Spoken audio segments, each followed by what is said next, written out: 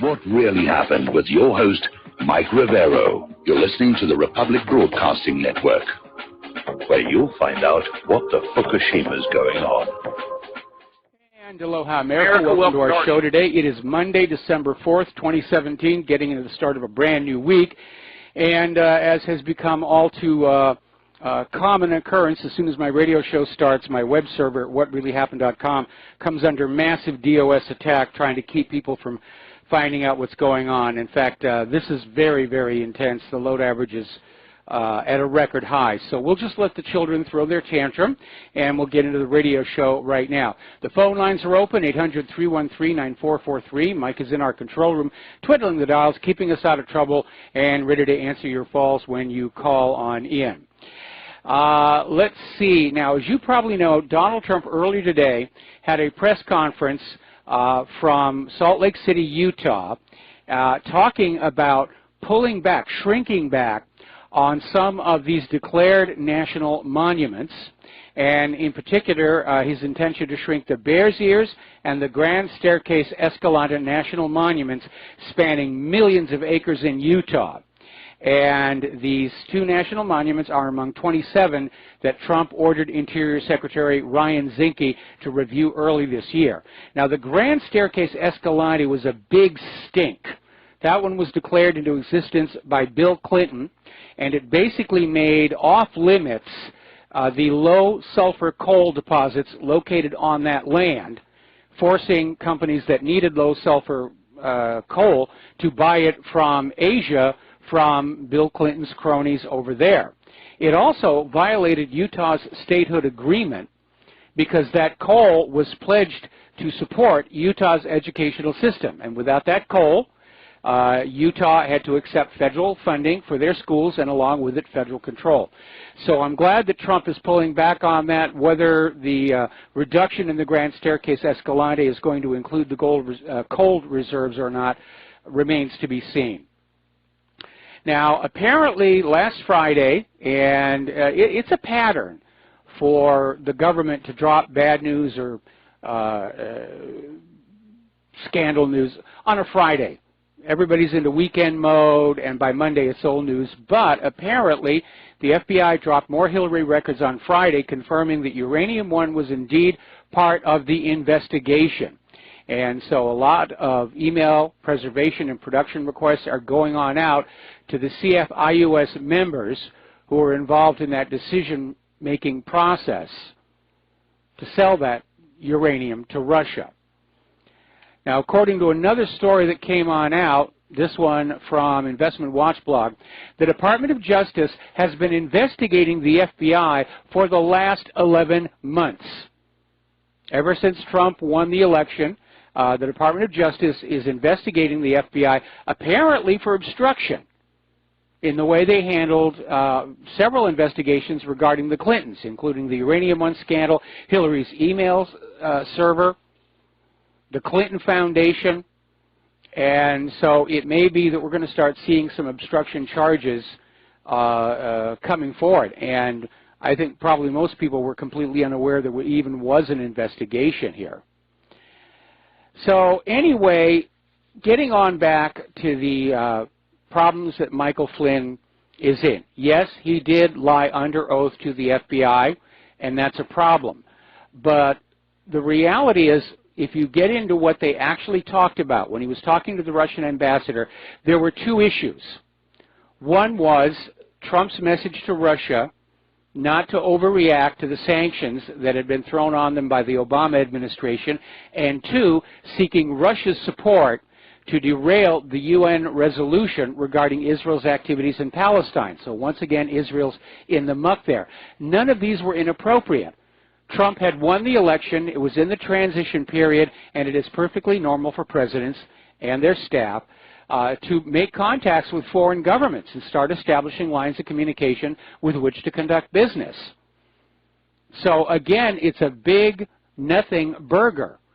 And it underscores the fact that after almost a year of investigation and all that money that's been spent, Robert Mueller has not been able to find anything substantive about Russian-Trump collusion during the campaign. Even Alan Dershowitz is out there saying the arrest of Flynn shows how weak Mueller's case against Trump really is. There's nothing there. And still they're ignoring the evidence of Russian collusion in the Uranium One deal. So we're seeing Russiagate start to mutate to Israelgate, because Flynn's unsuccessful efforts on behalf of the Israelis were the fruit of an Israeli appeal to the incoming Trump administration. And supposedly, the Obama State Department signed off on the Trump administration having contacts with the Russian government, being in the transition. And apparently, Kushner was the one who directed Flynn to make this contact and present this idea about Russia vetoing this UN resolution regarding Israel's crimes against the Palestinians. So all of a sudden this has turned away from Russian collusion to Israel meddling once again. We're going to do a shout out now to our on-air affiliates who are just now rejoining our network. And a lot of people have picked up on this story over at mondoweiss.net. They have a story about how Flynn's plea on Russia influence reveals Israel's influence. The one who was wielding this influence out of school, so to speak, was Israel, not Russia. Another story coming out of Information Clearinghouse, the curious case of Jared Kushner and the Israel lobby. And they're making the point that Kushner crossed the line from using his First Amendment right to speak freely about government policy into trying to subvert official U.S. policy in favor of Israel. So there's the real meat. That's what Robert Mueller has found. It's not what he wanted to find. He's trying to find something and can take Trump down with, and he's coming up short. Now, apparently, the Mueller investigation has been hit with their own scandal, because apparently one of the FBI agents working for Mueller, Peter Strzok, was outed for some very pro-Hillary Clinton, anti-Trump tweets that he was making, revealing that he's not unbiased and objective. He was the deputy head of counterintelligence at the FBI, and he was a key player in the Hillary investigation. So this guy was biased going on in, and Mueller has now reassigned him, and Congress is now demanding hearings, and it looks like that's going to happen. So let's look at this idea about foreign interference in American elections. They're trying to make a big deal about this, and the reality is that nobody can prove Russian interference in our election. Everybody is sternly ignoring Israel's constant interference in our internal politics. But as it turns on out, there was a study that was done showing that foreign lobbyists contributed more than $4.5 million to candidates in the 2016 elections. And the way they do that is they'll hire U.S. citizens to act as their representatives in the U.S. They will transfer the funds to them. Then the U.S. citizen will transfer it to the candidates in question. And it's a way of getting around bans on direct foreign donations. And Bill Clinton used exactly the same thing back in 1994 during the Chinagate scandal. And it is a loophole that should be closed. But Russia seems to be the least of the players, certainly behind Israel and behind all these other countries. Now, remember former Democratic Congresswoman Corrine Brown? She had her day in court. She has been sentenced to 5 years in prison. And she was convicted in this federal fraud case on May 18th. And there was a long wait, and there was a sentencing hearing. She pled for mercy. But basically, she was convicted on 18 counts, including wire fraud, tax evasion, and other crimes stemming from her theft from a Virginia-based charitable foundation. She was found guilty on 7 counts of wire fraud, 5 counts of mail fraud, 1 count of scheming to conceal material facts, 3 tax fraud charges, 1 count of obstructing IRS laws. And basically what it is Brown used a charity to enrich herself. Boy, where have we heard that one before? I seem to recall one of the candidates in last year's election has a charity that doesn't actually do a lot of charitable work and has never had an audit. And I think maybe maybe it's time for that to actually happen. Now, over at ABC,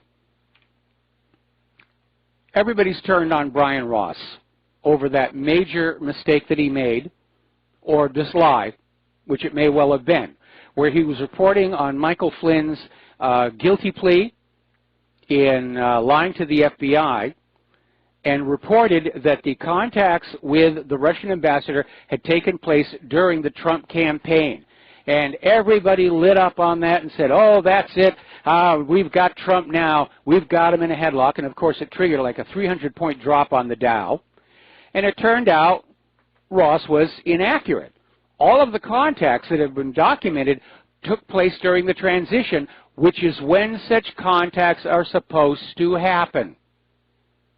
Michael Flynn didn't do anything wrong. Trump did nothing wrong. Brian Ross certainly did. But in they're piling on to him. He's been suspended for 4 weeks without pay. And back in October 2001, Ross had another one of his notorious false news stories when he reported that an anthrax-laced letter sent to then Senate Majority Leader Tom Daschle's office contained traces of bentonite. Ross went on to report that, as far as is known, only one country, Iraq, has used bentonite to produce biological weapons. That turned out to be a complete lie and a fiction. And remember, the actual anthrax used in those letters was determined to have come from a U.S. government biological warfare laboratory. Now, getting on over to the obsession we are now having with sexual assault charges. Article out of shtfplan.com. Apparently, the Manhattan District Attorney's Office is deliberately dragging their feet into its investigation into rape allegations against disgraced liberal Hollywood figure Harvey Weinstein. And the lawyer for the plaintiff is noting the city's district attorney already has a history of refusing to file charges against powerful sexual predators. And apparently Weinstein's organization made a contribution to the district attorney's campaign. So given enough time, the corruption just spreads to every corner of our universe. Now, Donald Trump has quit waffling. He's hopped off the fence, and he's now given Roy Moore his full endorsement. And at this point, it's pretty much obvious that all of the sexual allegations brought forward in this case were, in fact, an orchestrated smear job. The stories have all fallen apart on examination. Other people have come forward to say, no, it didn't happen. In one case, one of the accusers has a long history of mental illness, drug abuse, and lying. So hopefully Roy Moore is going to win, because the Democrats are desperate to win the Senate, and they're within a couple of seats now. If Roy Moore loses to his opponent, that's going to be one more Democratic seat. And I think that's one of the reasons they're trying so hard. Meanwhile, apparently an organization partnered with George Soros finance groups and led by a radical leftist who's the half-brother of the infamous, controversial Reverend Al Sharpton, have been diligent working over the last few weeks to register convicted felons across Alabama so that they will go out and vote against Roy Moore. And basically, the man spearheading the campaign has stated outright that the effort is meant to ensure a Democratic victory in Alabama. And the thousands of felons reported newly registered over the past few weeks were most likely not included in any recent polling on the Alabama Senate race put out by major firms. Well, we need to take a very, very close look at this, because in Alabama, people convicted of a felony lose their right to vote. The same is true in pretty much every other state in the Union. Now, some people convicted of a felony may apply to have their vote restored upon completion of their full sentence. Those convicted of certain felony offenses such as murder, rape, incest, sexual crimes against children, and treason are not eligible for reenfranchisement. So somebody better be taking a good look at those registrations, because the process to have your vote restored, it's a long amount of paperwork. It doesn't happen overnight. So it looks like the Democrats are still up to their vote rigging games yet again. Meanwhile, Maxine Waters is out there flapping her gums saying, we're going to find that Trump needs to be impeached. And again, nothing but fantasies in their concerns against Trump. They're just still angry that they weren't able to steal the White House for Hillary Clinton. And Dianne Feinstein is out there, and the same thing about her concern about Trump's ability to do his job rises by the day. Now, Trump needs to stop playing nice guy, needs to stop the rope-a-dope. He's got to put on those presidential brass knuckles, because the entire Democratic political machine, and sadly a lot of Republicans, are out for him. They want him out of that White House. He can't be counted on to do what they want him to do. Now, as you know, the Congress, the Senate specifically, passed the GOP tax plan late Friday, and everybody's out there already trying to figure out what it's going to mean, because apparently at the last second there were a whole bunch of modifications and additions. In fact, one of the senators complained that when he was handed that final document, there were a bunch of handwritten pages in there that were simply illegible. Now, why they would vote on something they can't understand begs explanation, but they did. But then Iowa Senator Chuck Grassley decided to have a case of foot-and-mouth disease, and apparently in an interview with the Des Moines Register, he basically said the Congress wasn't interested in tax cut for working people because they just waste the money on booze or women. You know, that the rich people are investing and the rich people are good for the economy, and those working class people, you know, the more money you let them have, the more they'll just fritter it away. So we weren't concerned about tax cuts for them.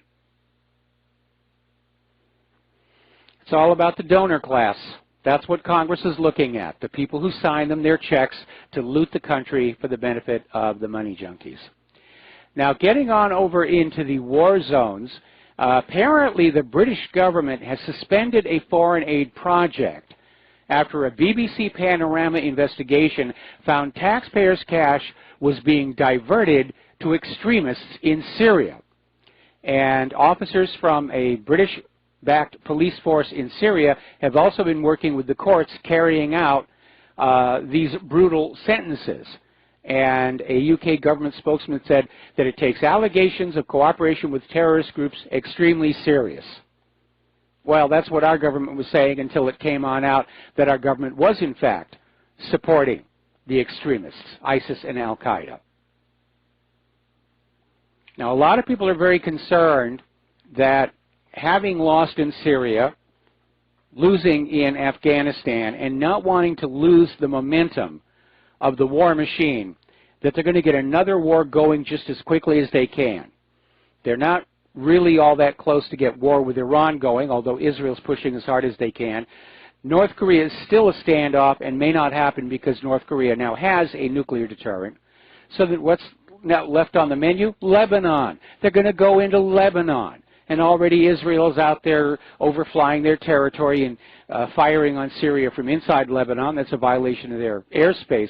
But according to this article that we put up at whatreallyhappened.com, you know, they're asking, why is Washington staying in Syria when ISIS is supposedly gone?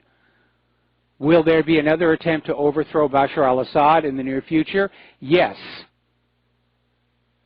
And meanwhile, the growing rancor between Israel and Hezbollah will probably lead to a war there as well.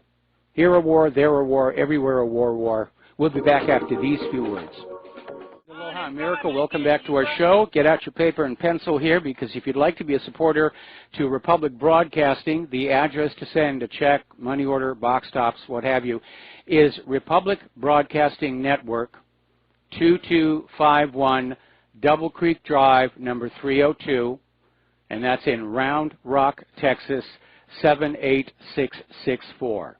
The phone number, if you want to call in with a credit or debit card, is 800-724-2719, extension 03. And we really do need your help. RBN needs your help. WhatReallyHappened.com needs your help. Things are very, very tight. We're dealing with failing hardware, rising prices for various services on the net, and we may have to be in a position of having to pay for a faster channel on the new deregulated, non-neutral internet. All right, getting on back to the war zones here. The Israelis carried out an attack near Damascus. They're claiming they killed 12 Iranians. And this is a very touchy situation because Netanyahu's been claiming that Iran has built military bases all over Syria, even though his Minister of Defense, Avigdor Lieberman, is saying, no, they've just got some trainers there is all. So on Friday, Israel attacked this site south of Damascus, and the strike was reported early in the Israeli press, but subsequently the reports were removed from all the media outlets. And it appears that there may have been another case of fake news, and the blame for this one goes to the BBC, because the base that was attacked by Israel, and they flew over Lebanon to fire missiles into Syria so that Syria would not dare shoot back. But the base they hit appears to be the same one featured in a November BBC report, which showed satellite images detailing the purported construction and renovation of a, quote, Iranian military base, end quote, near El Kiswa, which is 8 miles south of Damascus. Now, the BBC report was dubiously sourced to a Western intelligence source, and of course Israel used it to ratchet up the Iran is in Syria, but the BBC report itself was very vague and hesitant. They didn't say it was confirmed. They were very ambiguous, saying the satellite images seemed to show construction activity at the site. Well, yeah, but the satellite doesn't show who's doing the building. And basically there was a series of 24 large low-rise buildings which could be used for housing soldiers and vehicles. And they just went with this idea that this was Iran, and they had a complete lack of evidence for such a claim. And so BBC makes a claim that some new military construction is owned by Iran in Syria, and Israel goes ahead and bombs it. All right, we're going to take a phone call. Ron in Missouri, aloha. Welcome to the show. What's on your mind? Mike, you still there? Yeah, I'm here. You're on the air. Okay. I was wondering if you might know of any website that might give a detailed outlay of what countries we are involved in armed conflict or so-called advisors. I don't know one, but that would be a really good idea to find. I think probably that sort of thing right now, certainly within the government, is being discouraged because most Americans don't know how many countries the U.S. is messing around with right now. When that ambush in Niger took place, it came as a shock to most people. In fact, I would say probably none of us really know just how many countries the U.S. is messing around with. Certainly, they're into a lot of the African nations now. So with no idea where to turn, huh? You know something? That's something I'll research after the show today. That'd be great, Mike. I appreciate it. All right. Thanks an awful lot. Now then, over in Yemen, there's been quite a bit of turmoil over the last few days, and apparently former President Ali Abdullah Saleh has been killed fighting with his former allies. Now, up until this week, Mr. Saleh had been fighting alongside the Houthis in a war against Yemen's current president, Hadi. And Saleh, you need to remember, was the Yemeni president who was removed in the last so-called successful U.S. intervention back in 2012. And only yesterday we were getting these reports saying that Saleh was back, he was going to resume the presidency, and the Saudis had basically quit. They were going to give up. But now there's been this assassination, and Saudi Arabia has uncorked a massive air attack on Yemen's capital city. So it's escalating, and again, it's another horrific war in a world at war. And it does seem like it's time for us to just start saying, yeah, we're a world at war.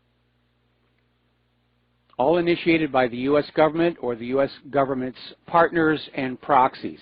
But there are bloody battles waged on the streets of Yemen's capital as alliances appear to be shifting dramatically. And as if they didn't have enough problems along with the cholera, now there's a diphtheria outbreak racing across Yemen. So we're going to take a break for some commercials. We'll be back after these words from our sponsors.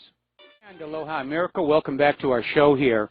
Now, Hamas is threatening a new intifada over reported plans that the U.S. will move their embassy to Jerusalem, which is tantamount to recognizing Jerusalem as the capital of Israel.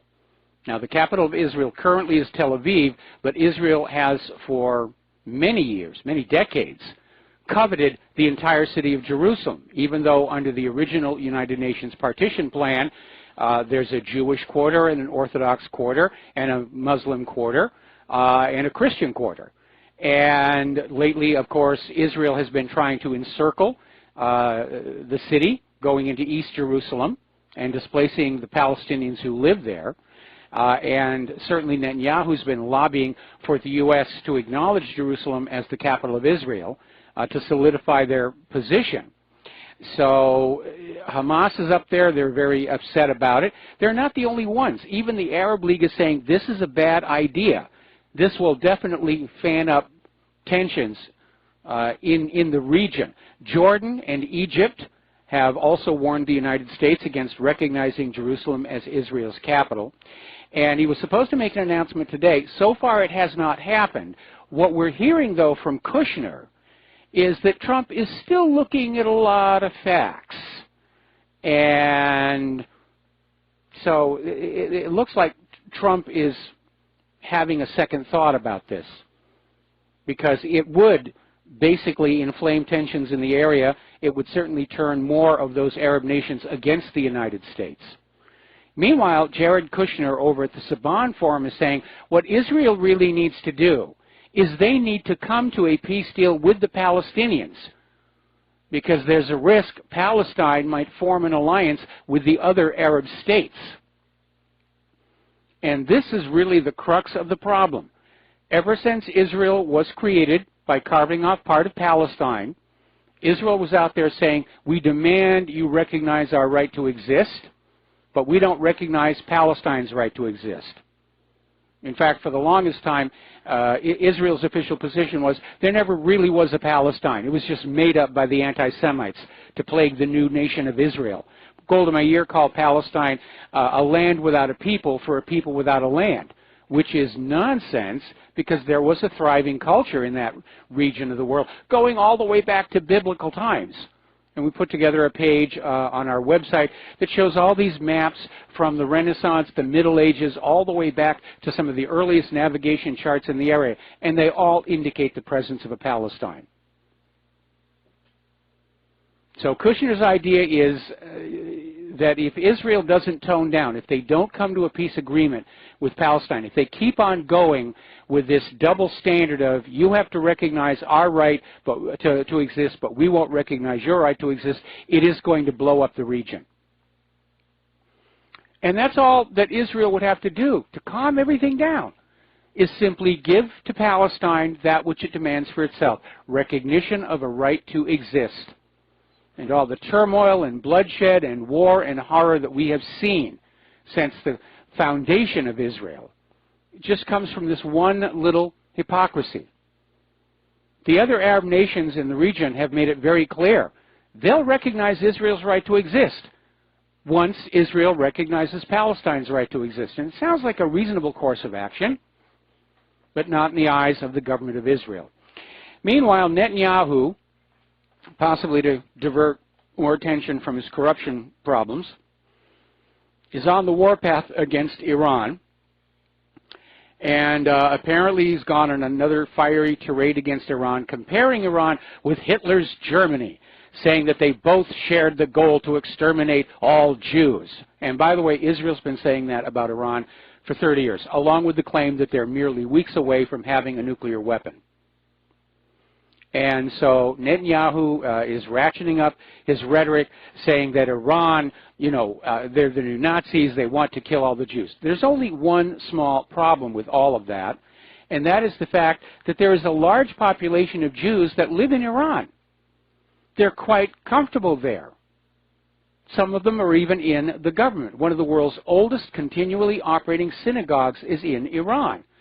Now, some years ago, Israel made an offer to the Iranian Jews to emigrate to Israel for a financial inducement. And the Iranian Jews said, no, all of our friends are here, our families here, our businesses are here.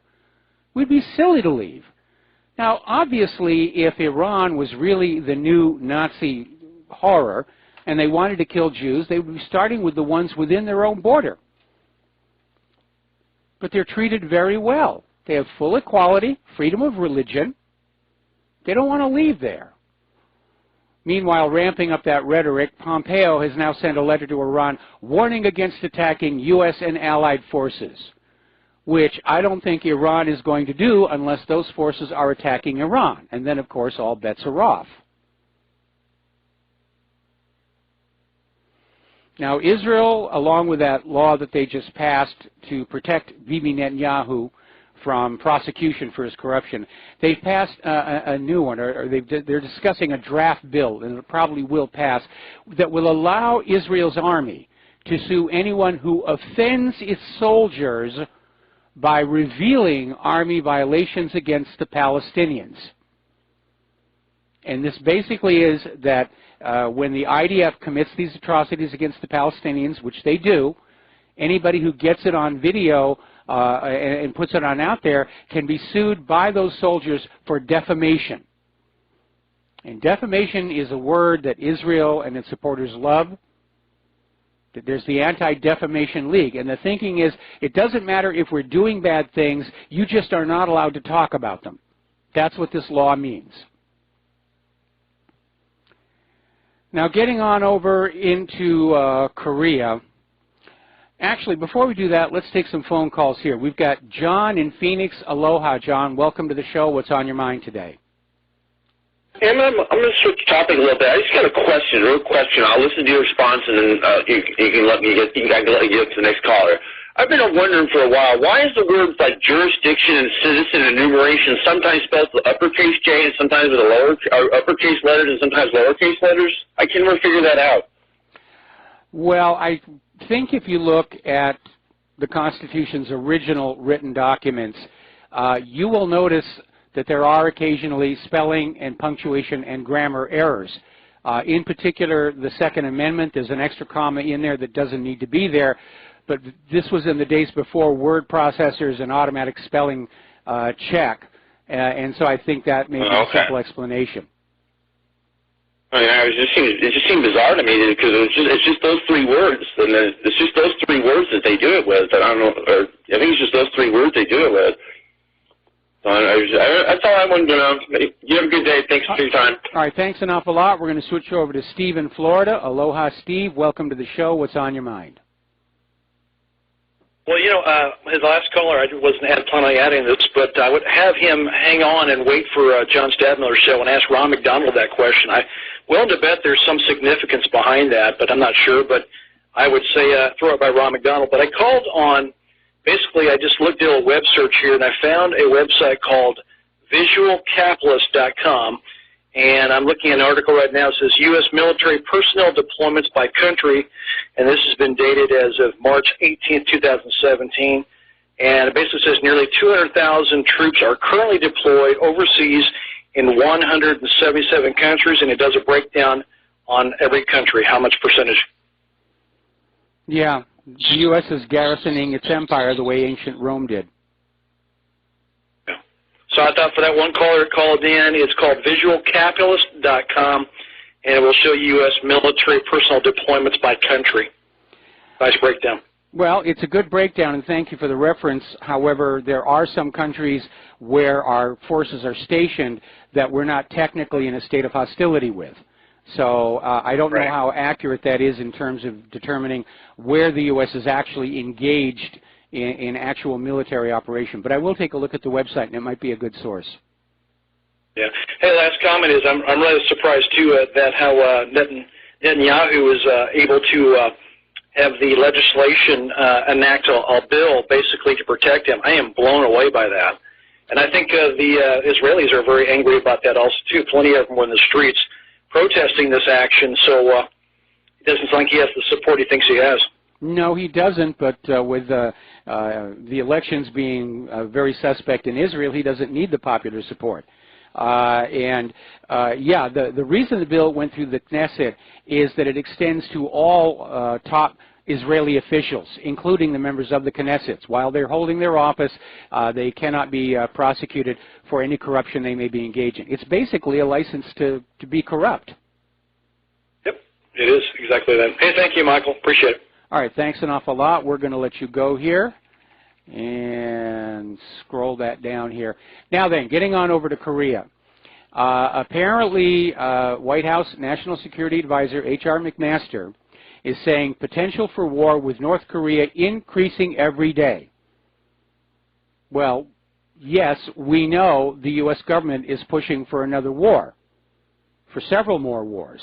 There's a long-range plan that basically involves conquering the entire planet and dragging them back under the Bretton Woods Agreement, where they have to use our Federal Reserve notes for cross-border trade and banking, or for trade in natural resources, off of which the U.S. economy would make a huge profit. So they're out there doing this war talk about North Korea, and McMaster is now saying that they're going to call on China to impose greater economic sanctions against Pyongyang. And McMaster noted that Beijing's tremendous coercive power over North Korea. Well, there's a couple of things wrong with that. And the first thing wrong with that is the U.S. challenging China's ownership of the islands in the South China Sea. When the Cairo Convention, signed at the end of World War II, returned those islands to China after they'd been seized by Japan, and the U.S. signed that convention. The second problem is that North Korea refused to see the Chinese ambassador, who was going on down there to try and calm things down a little bit. So the potential for war is very, very great. And again, Kim Jong-un is not going to attack anybody with his nuclear missiles without a good reason. He is gambling that he can get these nuclear missiles working soon enough to discourage a U.S. invasion. And North Korea has stated that openly. That's the only reason they're spending all the money on the nuclear weapons and the missiles. That's the only way to guarantee peace in their country. It's the only way to guarantee they will not be invaded by the United States. Because the United States, look over the last 16 years, the United States acts really butch, attacking countries that can't strike back. But the U.S. seems to be okay with many countries that have nuclear weapons who don't like us, like Pakistan. But we're not making moves to invade Pakistan because Pakistan has got nuclear missiles. Now, meanwhile, Russia is starting to make moves to do a power broker deal with North Korea. North Korea is not listening to China anymore, so basically the Speaker of Russia's upper house, Valentina Matvinenko, is going to North Korea after the first of the year. And she's actually a very high official in Russia. She's third in the pecking order in the Russian government behind President Putin and Prime Minister Dmitry Medvedev. So that would be a significant political coup if they're able to pull that off here. Meanwhile, of course, the United States is rattling their sabers as hard as they can just outside North Korea's borders, and they're practicing how they would do strikes on North Korea's nuclear sites. And this is the biggest ever joint air drill with South Korea, involving 230 aircraft. And it's including some of the military's most sophisticated and powerful aircraft, such as the B-1B Lancer bombers, stealth F-35 Lightnings, and F-22 Raptors. So you can see who the aggressor is here. Now, the deployment of the U.S. F-22 Raptors to South Korea has prompted a reaction from North Korea, basically saying that they do treat this as a provocation and that Trump and South Korea are literally begging for a war with North Korea, which does seem that way to me as well. But again, we don't really know how effective those F-22s are going to be. They certainly don't have the list of problems that the F-35 does. And I seem to recall an episode a few months ago where the U.S. was flying these Raptors along the border between North and South Korea. And the Chinese called up and said, just so you know, we can see those planes on our radar. Because one of the aspects of stealth is that a stealth design is usually designed to deal with a narrow band of radar frequencies, usually the higher frequencies. But old-fashioned lower frequency radars can pick these things up. Now, Senator Graham has come on out and said it's time for the Pentagon to move all U.S. military families out of South Korea ahead of the possible war. So they're definitely moving on. I would not be surprised to see it happen before the end of the year, before the end of the month. Now, as you know, down in Argentina, they've had that tragedy with their submarine, and Russia has provided a remote-controlled underwater vehicle called the Panther Plus. And if you've seen the movie Titanic or a bunch of other oceanographic shows, you know that the Russians really do have a tremendous capability in deep underwater archaeology and research. And they've started to dive on targets. The first one they found turned out not to be a part of the submarine. But they're operating at depths of 700, 800, and 900 meters. At this point, though, it sounds like there was a fire, an implosion, and the crew are all dead. So, like I've said before, I have a lot of respect for anybody who serves in a submarine, and you would never get me on one of those in a real combat situation. I've been down on the tourist submarines out here in Waikiki, and they're very, very cool. Now, over in Honduras, there are violent protests sweeping the country over alleged election fraud. Because, and even though authorities agreed to a partial recount, the population is convinced that opposition candidate Salvador Nasrallah actually won the election. But at the last second, late at night, the current president, Juan Orlando Hernandez, had a sudden come-from-behind victory, and nobody trusts it. Here's the irony. Apparently 50 U.S. rights groups have joined the call to urge the U.S. to press Honduras for electoral transparency. This in the country that had a crooked election last year that nobody still wants to talk about. So we're going to take a short break here for commercials, and we'll be back after these few words. Aloha, America. Welcome back to the show here, and it looks like the problems with the F-22 Raptors in South Korea have already started. It's being reported on Sputnik News that one of the F-22s suffered an embarrassing performance failure. It was able to get back to the airfield, but once it was on the ground, it had to be towed off the runway. So they obviously lost engine issues there. Okay, let's take a few phone calls. Peter in Los Angeles, aloha. Welcome to the show. What's on your mind? Hey, Mike, I just wanted to flesh out a little bit what you were talking about earlier with the Iranian Jews and so on. Mm-hmm. Back in the late 70s, the United States, Israel, in order to keep ahead of the demographic boom of the Palestinians, tried and did indeed get the United States to airlift thousands of what's called falafel Jews from Ethiopia and Eritrea into Israel. They offered them, of course, free immigration, and of course, Ethiopia and Eritrea in the 70s were in a horrible famine and so on. Since then, by the way, they have been discovered, the Israeli government has been discriminated against them big time, trying to now deport them, some of them being used unwittingly without giving their approval in medical sterilization projects and all that. one of the things that maybe you've also, I don't know if you went into or not, but when they talked about trying to lure the Iranian Jews into immigrating to Israel, it was done with the lure of checks, obviously coming from the United States, to lure them into doing it, and they still wouldn't immigrate. Yes. So there's that. But have you covered the Jared Kushner or Michael Flynn thing? We did a little earlier in the show. We may not have caught all of the aspects. Have you got something we missed? Well, I missed it, Mike, but it's now been found that the reason it wasn't Russia trying to influence the United States. It was the United States trying to influence, on behalf of Kushner, by the way, yes. who's a Zionist, and gave money to the really rabid, horrible settlers and so on, illegally. But at any rate, and didn't disclose that he was giving that money.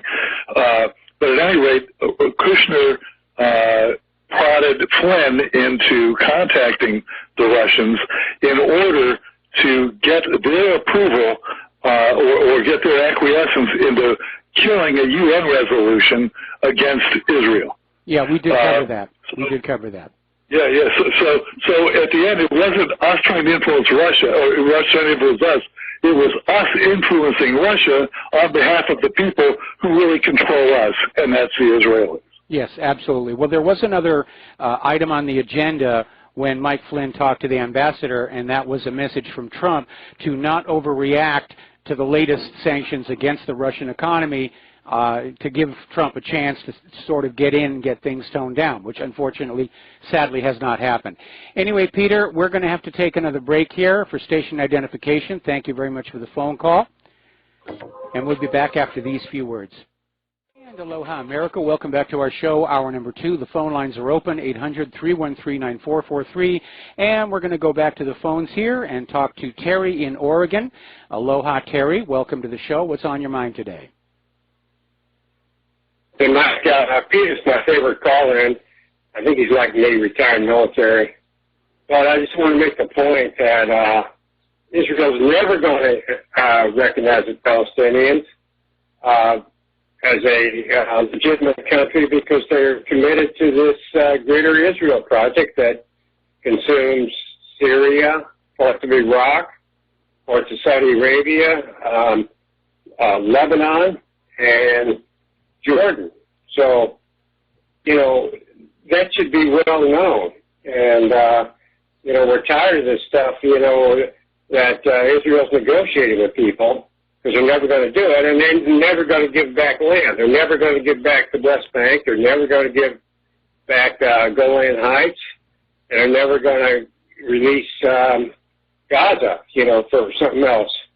So I just want to make that point and get your reaction. Thanks. No, you're absolutely right. Israel's idea of Middle East peace is they're going to grab a piece here and another piece over there and another piece over there. And we know that Israel's ultimate agenda is to have a land, Israel as it's described in the Bible, the land between the Euphrates and the Nile. In fact, if you look at the flag of Israel, that's what the two stripes at top and bottom represent, the two rivers. And so Israel basically using that religious definition of Israel as their justification, it's grabbing other people's land left and right. Israel was created on stolen land, stolen from the Palestinians. You're right. They're not interested in talking peace, and they have a bad habit of never negotiating in good faith even when they're forced to the talks, because they play a game called, one more thing. And that is, everybody will sit down and they'll reach an agreement, and then Israel will say, one more thing, we want to add this on. And the other side will say, all right, one more thing. And Israel will say, by the way, we've got one more thing. And they just keep on doing that until the other side realizes Israel is simply not bargaining in good faith. They're just trying to run out the clock. And so the other side will leave, and Israel can say, they left. We were talking peace. They left. I don't know what's wrong with them. And it is a tactic that they use. And right now, the only thing that Israel seems concerned with is the reaction of the world, in particular as it manifests as a desire not to purchase Israeli products, the boycott, divestment, and sanctions movement. And probably not too surprisingly, Israeli tourism has suffered because of this. Right, and I just want to get your reaction to this. You know, it's been coming to my attention that the CIA is heavily influenced by the Zionists, and they're really infiltrated pretty good by the Zionists, and you know that was part of the Kennedy assassination thing too. What's your reaction to that? Well, there were a lot of players in the John F. Kennedy assassination, and Israel's interest was that John F. Kennedy was adamant that Israel not be allowed to acquire nuclear weapons because of the destabilizing influence it would have in the Middle East. And Lyndon Johnson, who was very pro-Israel, was willing to look the other way as Israel began to steal weapons-grade uranium from inside the United States of America and smuggle most of it back to Israel for their first-generation fission bombs. Yeah, Johnson was for anybody. It was for him for political reasons. You know, he's the one that called the airplanes back from, you know, when they bombed the USS Liberty. Yeah, the Liberty. Yeah, right. And everything he's done is just totally political for him. Well, just as a reminder, on Wednesday of this week, in our third hour, we're going to have Dave Gahary about his USS Liberty book. And Phil Turney's also going to be joining us. They just took out a huge ad in the New York Times book section, and maybe that'll help get the word out. But yes, this is the way historically Israel has always treated with other nations. They never treat them as equals. They look down on the rest of the world as being automatically inferior. And it's actually in their religion that it's okay to cheat other people. The Ten Commandments only apply to Jews. And I remember when my first wife told me that, I thought she was pulling my leg. I really thought she was trying to pull a joke on me. Nope, she was absolutely convinced. The Ten Commandments are only regarding your fellow Jews, and everybody else is fair game. Right. You say that's Wednesday? Yes. Okay, there's a lot of books have been written already about the Liberty, and some were written by the crew members aboard the ship, and some of those guys that wrote the book were Jewish themselves. Yes. Well, okay, Mike, thanks. I just made the point. Okay, from their point of view, this wasn't a Jewish issue. This was a United States warship being fired on by the government of Israel. And it was intended, had the Liberty sunk, Egypt was going to be framed for it, to bring the United States into the war on Israel's side. And in fact, there was a nuclear-armed strike in the air on the way to Cairo when it started getting on out that it was actually Israel that was trying to sink that ship. We're going to do a shout-out to our on-air affiliates who are just now rejoining the network. The phone lines are now open. Now, last week we were talking about this huge scandal that has hit the United States Navy called the Fat Leonard scandal. And it's named after this gentleman. He's known as Fat Leonard Francis. He weighs 350 pounds. He's the former CEO of Glenn Defense Marine Asia. And he basically ran a scheme which involved scores of U.S. Navy officials and millions of dollars in bribes and improper gifts. And so far, along with hundreds of lower-level officers, it has hit 60. That's 60 U.S. Navy admirals in the Pacific Fleet.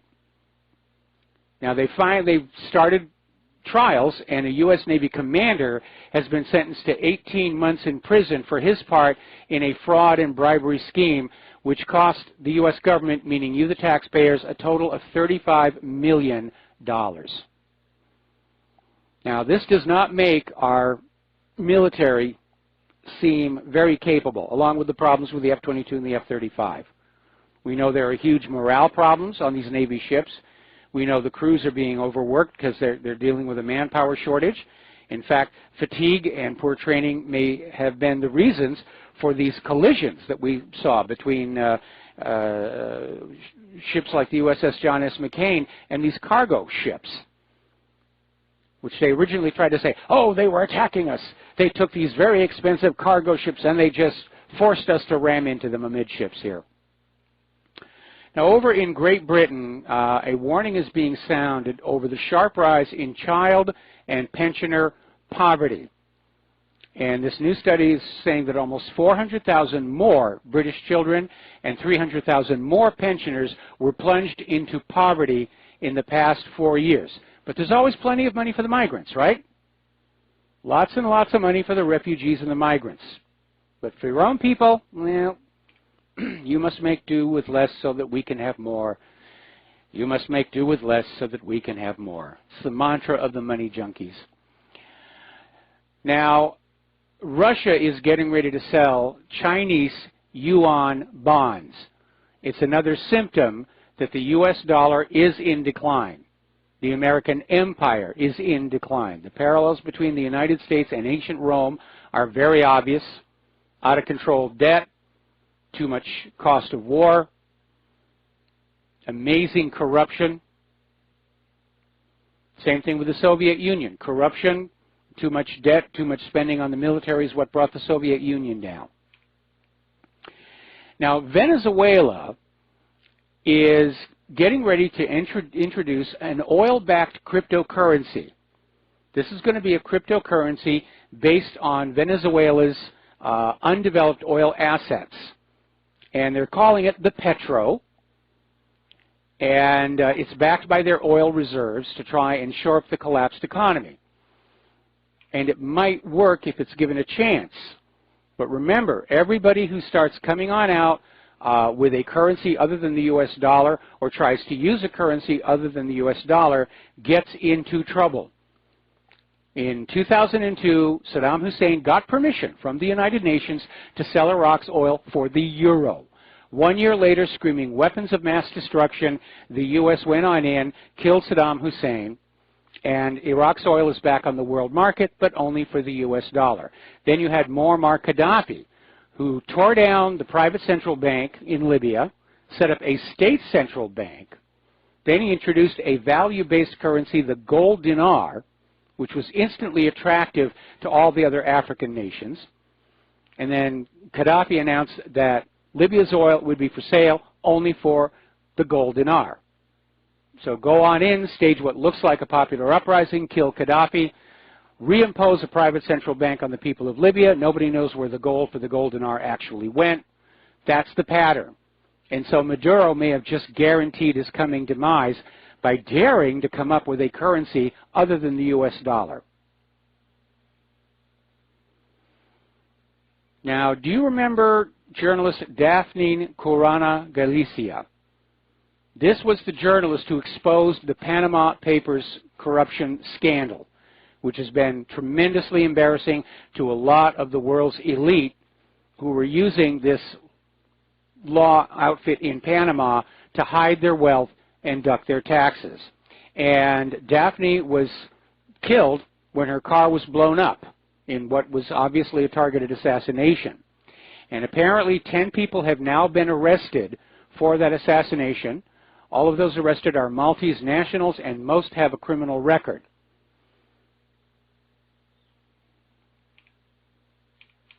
Those money junkies, they play for keeps over there. Getting on over into Germany, their Christian Social Union, which is the Bavarian sister party of Chancellor Angela Merkel's Conservative, have nominated right-winger Markus Söder as their candidate for state premier in a regional election. And basically, the future of current Premier Horst Seehofer, a Merkel ally, had been in question since last September's general election. And so the lawmakers unilaterally agreed to nominate Söder, who's a fierce critic of Merkel's refugee policy. So that's that problem with democracy. Sooner or later, the will of the people will make itself known.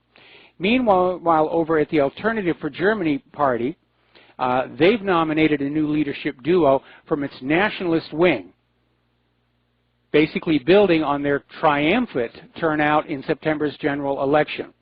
And again, these are people who are sharply critical of the open borders policy. So Merkel's in trouble. She couldn't form a coalition government. And now I think the message is coming through that if new elections are held, Merkel may well be out. And these people in these countries, they have a valid concern, because according to this article out of Zero Hedge, the European Union summit held in Abidjan, Côte d'Ivoire, the coast of Ivory, on November 29th and 30th has ended in failure after the 55 African and 28 European leaders were unable to agree on basic measures to prevent potentially tens of millions of African migrants from flooding into Europe. The only thing they did agree with was to evacuate the 3,800 African migrants currently stranded in Libya. That's Soros and the globalist plan. Flood everybody into each other's countries, erase their cultural uniqueness under the guise of diversity. This is an attack on your history, your identity, your culture, to turn the entire human population into this single mass of very confused, unsure, paralyzed by political correctness worker bees. Soros is not doing all of this for the benefit of the human race. He's doing it for the benefit of the money junkies. It'll be a new feudalism, with the vast majority of the human population reduced to serfdom. Now, Jacob Rees-Mogg skewers a BBC host. The host was out there saying that, you know, we've got to rethink this Brexit thing. And Jacob said that Britain must leave the EU completely no later than 2019. So that is heating up. And a lot of people are saying, we've made the decision. Why aren't we going? Well, Tony Blair is out there already campaigning, saying it's absolutely necessary that Brexit doesn't happen. And he wants a second referendum on withdrawal from the European Union, because apparently the attempt to steal that election failed the last time. And, you know, if at first you don't succeed in stealing an election, try again. So Phony Tony is out there trying to reverse Brexit. And remember, the reason he's got the name Phony Tony, he was the guy who came out with that dodgy dossier during the war with Iraq that was actually plagiarized from a 12-year-old student thesis paper and was woefully out of date and inaccurate. But I think all these supporters of the New World Order, they're supporting it for financial inducements, but I think most of them are also dreaming of the day when their own rear end might get a chance to sit on the golden throne of planet Earth. And Tony certainly has the ego to be seeing himself in that role.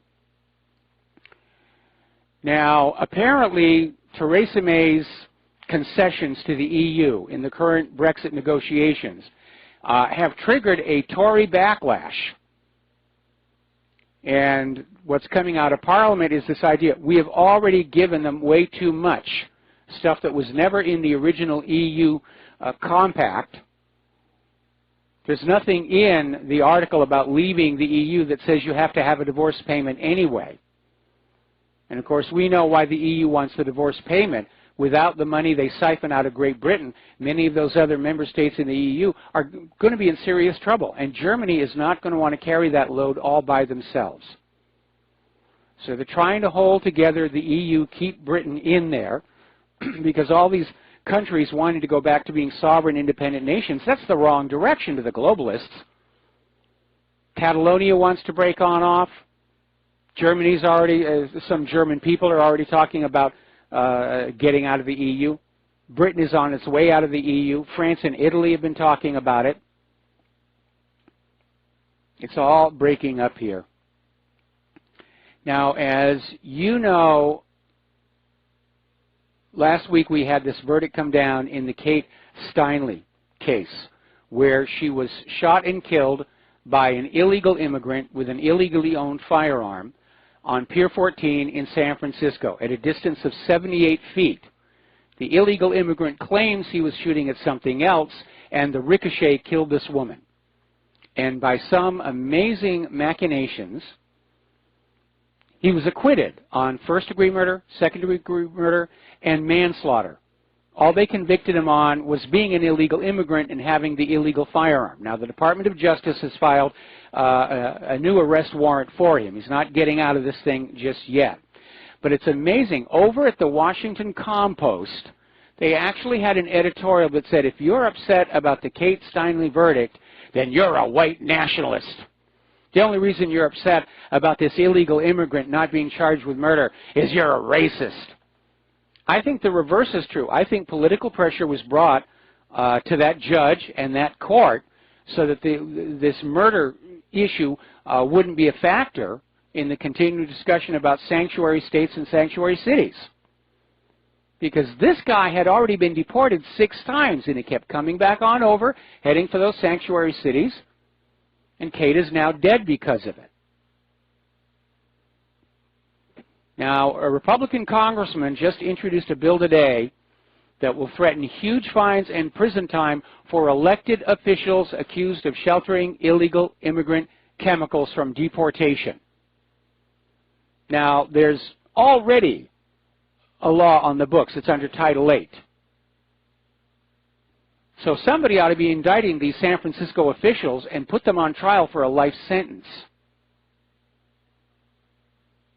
All right, we're going to take a break for commercials, and we'll be back after these few words. And Aloha America, welcome back to the show here, and we already gave you the address for you to support Republic Broadcasting earlier in the show, and you can always get it at the Republic Broadcasting website. And folks, we wouldn't be asking if we didn't really need it. Between having to replace hardware, paying higher fees for server services and internet connections and the rest of it, we do need your help, or we will be silenced. All right, let's take a phone call now. Let's go to Kathleen in Paris. Aloha, Kathleen. Welcome to the show. What's on your mind? Hi, Michael. What's on my mind? Last week, I believe it was Brendan from San Francisco called in to talk about Democracy Now! And so I just wanted to support him that I was the same. I was listening to Democracy Now! And then I discovered that, you know, there's something like, I guess, what you call controlled opposition or something. But I saw that interview between Julian Assange and what's her name?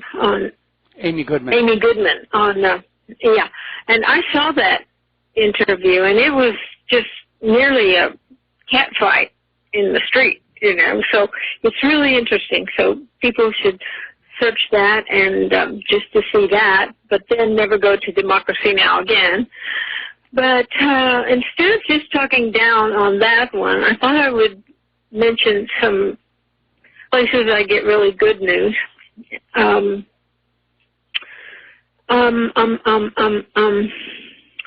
Corbett Report. Yes. Most people know about James Corbett. Yep. And most people know about Paul Craig Roberts. Yes. But maybe Larkin Rose is a good one to learn about voluntarism. Larkin Rose. Also, Jeff Berwick on the Dollar Vigilante. Mm-hmm. He knows a lot about Bitcoin, too, if you want to learn more about that, which it's way too complicated for me, but you do get some good information from him. Jeff Berwick, the Dollar Vigilante. And he has another site that he puts up in different places, YouTube, but maybe other places now because, oh, well, what's the one? Steam it. And it's called the Anarchast. Okay. Because, you know, a play on broadcast and anarchy. Yes. And he asks all the guests on his show, he says, when did you become an anarchist? And it's quite interesting. Also, Newsbud. Sadly, well, Newsbud is great. It's just some of it's behind a paywall. Yes. Yeah. Well, we're trying to avoid doing that here at Republic and at What Really Happened. Anyway, Kathleen, thank you for the list of the sites here. I'm going to let you go. We got more news to get to and little time to get to it, so thank you very much for the phone call. Now then, this problem of immigrants basically exploiting the revolving door on our border is illustrated by this individual who shot that woman in San Francisco. He'd been back and forth 6 times. But apparently there is this other stink up in the state of Oregon, which was America's first sanctuary state, and apparently an illegal alien from Mexico was convicted of sexual assault after being deported 20 times from the U.S. and just coming on back. And basically in Oregon, law enforcement is blocked from detaining people who are in the U.S. illegally if they have not broken other laws. And apparently when this Martinez was finally at his day in court, he was grinning. When relatives of the victims, I mean, he attacked 2 women in one day. This guy was just having the time of his life.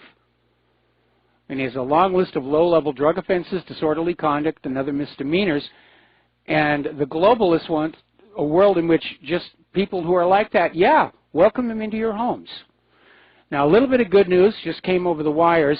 The Supreme Court has upheld Donald Trump's travel ban. And it's basically stayed the lower court's injunctions as of today. And remember, this was not an anti-Muslim ban. This was a ban on certain countries whose citizens are notorious for not liking Americans. And if you're in one of those countries, it doesn't matter if you're Muslim, Christian, Jewish, Pastafarian, atheist, you're still going to get the same treatment coming through the border checks. And it makes perfect sense in this world of heightened terrorist threat to start doing something about it. But of course the liberals and the globalists are going to say, oh, it's racist, it's this, it's that. But you look at all these things that are happening. You know, the dead girl in San Francisco, the multiple rapes in Oregon. This is not a policy that is in the best interests of the American people, or for that matter, the people of Europe. And it is time for this policy to be reversed. It's time to find a way to stop this push towards the New World Order, because we can all see what quality of life will be like under this. We'll be right back. Aloha America, welcome back to our show here. And again, getting back to this whole sanctuary city nonsense.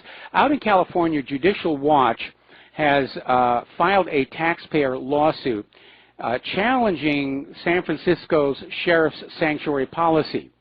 And the lawsuit challenges restrictions on the ability of sheriff's deputies to communicate freely with immigration and customs enforcement about inmates' citizenship, immigration status, and release dates. So apparently the lower courts tried to throw this lawsuit out. The Superior Court of California has just said, we reject that. The lawsuit can go forward. But again, all of these are Title 8 violations. All right, let's get into the world of the soaring obsession with sexual assault cases. And again, I want to admonish everybody that yes, sometimes this stuff happens, and other times the accusations are being made for reasons of revenge, extortion, political gain, 15 minutes in the national media. So each case must be evaluated on the face of it. And I think a very telling indicator is if you look at Roy Moore, how he came on out and said this is all nonsense, and ultimately that turned out to be the case. And then you have other individuals who have come on out and said, well, yeah, it actually did happen, and obviously they're the ones who are not trying to smear their accusers. Well, apparently Russell Simmons, the actor, has been fired from the upcoming all-deaf comedy series because he's been accused of sexual assault, and he's notorious for constantly trashing President Trump and calling him a white supremacist. Now, Democrat Representative Ruben Kihuen has been called on to resign by Nancy Pelosi. This guy's a dreamer Democrat, over his sexual harassment allegations that surfaced in a BuzzFeed article. And it's hitting anywhere. For you classical music fans, you opera fans especially, the Metropolitan Opera has suspended its peerless former music director, James Levine, in the wake of on-the-record allegations of sexual misconduct reported in the New York Times. And the suspension will preclude Levine's participation in several high-profile events crucial to the nonprofit's financial health, including the upcoming New Year's Eve debut of a new production of Puccini's Tosca, for you opera fans. And, of course, we all know about Harvey Weinstein and all these other people who are being accused of sexual assault and everything. So you would think that maybe the industry and the media would want to tone this down and not fan the flames any higher. But, oh, it is not to be, because Hollywood just released a movie, Call Me By Your Name, which is a movie about a pedophile relationship, an adult man's sexual relationship with an underage boy, and it's just been selected as the best picture by the Los Angeles Film Critics Association. I guess they're trying to put the wood back in Hollywood. But that has to rank as one of the most ill-advised decisions. And having been in the industry, I know that politics plays a lot in this. And I'm sure there was a tremendous amount of pressure to name this picture Best Picture to try and legitimize this kind of behavior, to convince people it's not that big a deal when their elected officials are caught doing it, as seems to be more and more likely to come on out. Or they're trying to make it acceptable behavior. And to be fair and honest, in other cultures and other times, these kind of relationships were acceptable. But they're not here. And this is a movie I certainly will have no interest in seeing whatsoever. Not at all.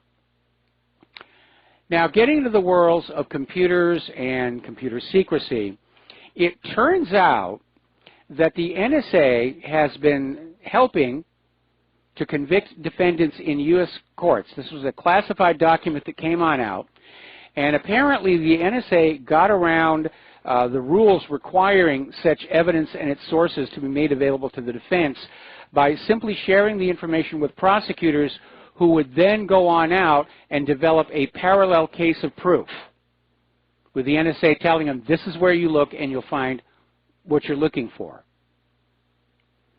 And so the individual in this particular case, Kurbanov, has been sentenced to 25 years in prison, after which he'll be deported to Uzbekistan.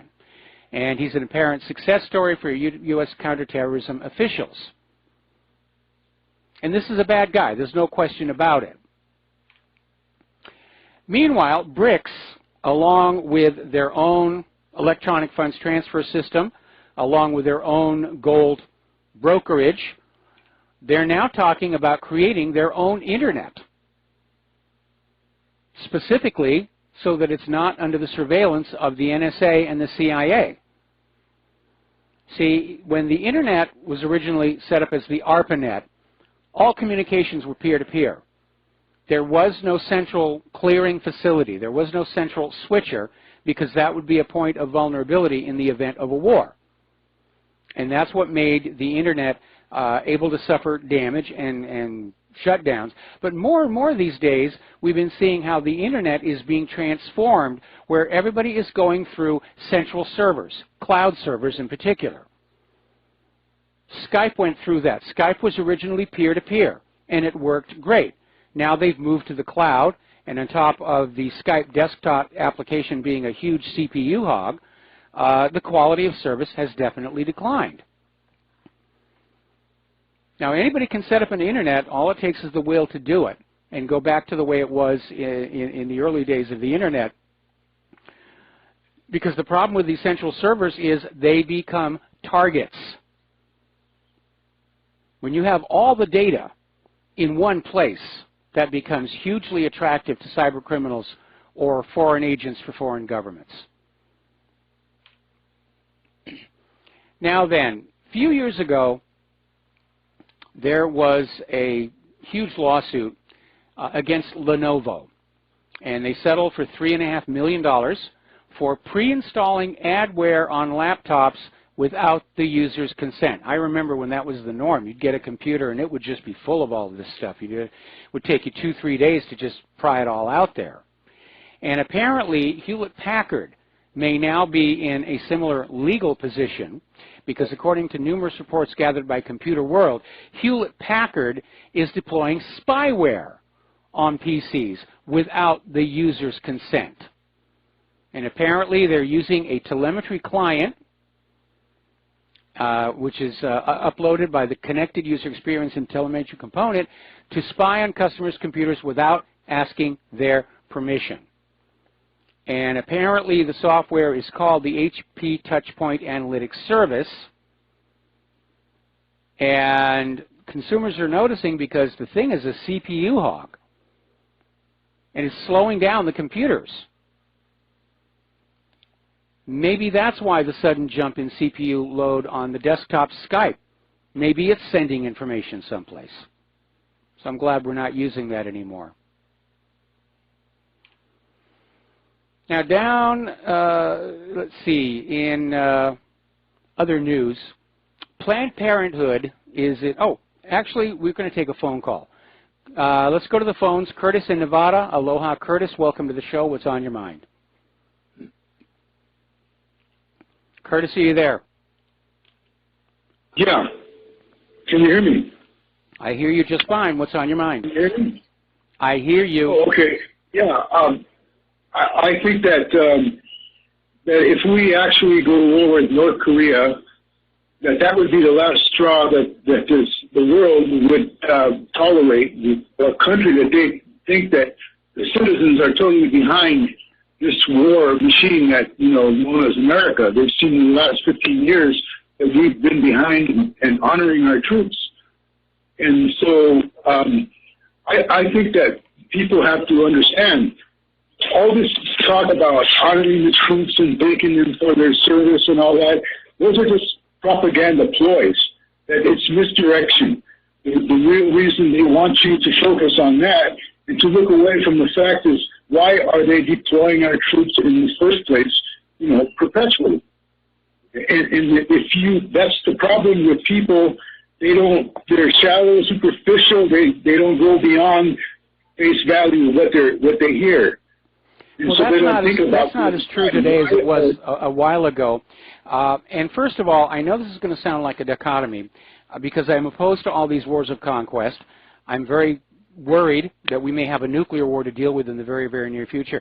But I think our military people, the rank and file, ought to be remembered and honored because these are people who took the oath, put on the uniform, did what they were told, and then they come back home and try and adjust. And I think one of the reasons why they're reinforcing that we should show respect to our military veterans is because of something that happened during Vietnam, when the returning Vietnam soldiers were being protested at their airports, and that may have actually been a staged propaganda stunt to try and build sympathy, but it backfired because a lot of those veterans started having real serious problems about what it was they'd really been doing in Vietnam.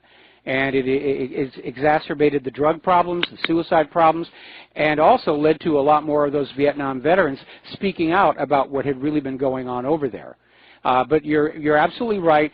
They're trying to put a beautiful face on the machinery of war and death for those people who are still buying into that nonsense.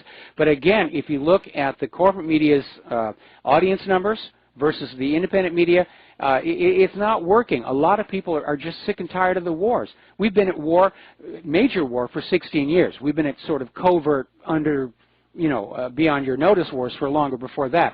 But we have been at war for 16 years, and the American people are tired of it. They're tired of the war economy. They're tired of all the lies. Right, but I think American people have to make it known because the rest of the world thinks that we're on board with everything that the United States is doing, and if things end badly, they're not going to have any mercy for our warmongering civilization. That's my point. I mean, being a veteran, for one thing, even veterans, after one deployment, they kind of realize that what they went for and what they saw is not exactly the same thing. And after 2 or 3, they should know better. They're not robots, they have minds of their own. And a lot of them are actually getting into that mercenary type of mentality, almost like the cops are getting into. That's what I'm saying.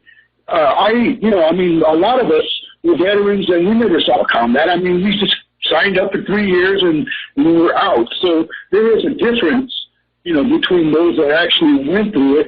But at some point, you know, they have to, hey, you know, I'm not a professional soldier for life. I have to get out of this. This isn't what I signed up to defend my country, not to just kill brown people legally, which is what basically we've been doing for the past 15 years.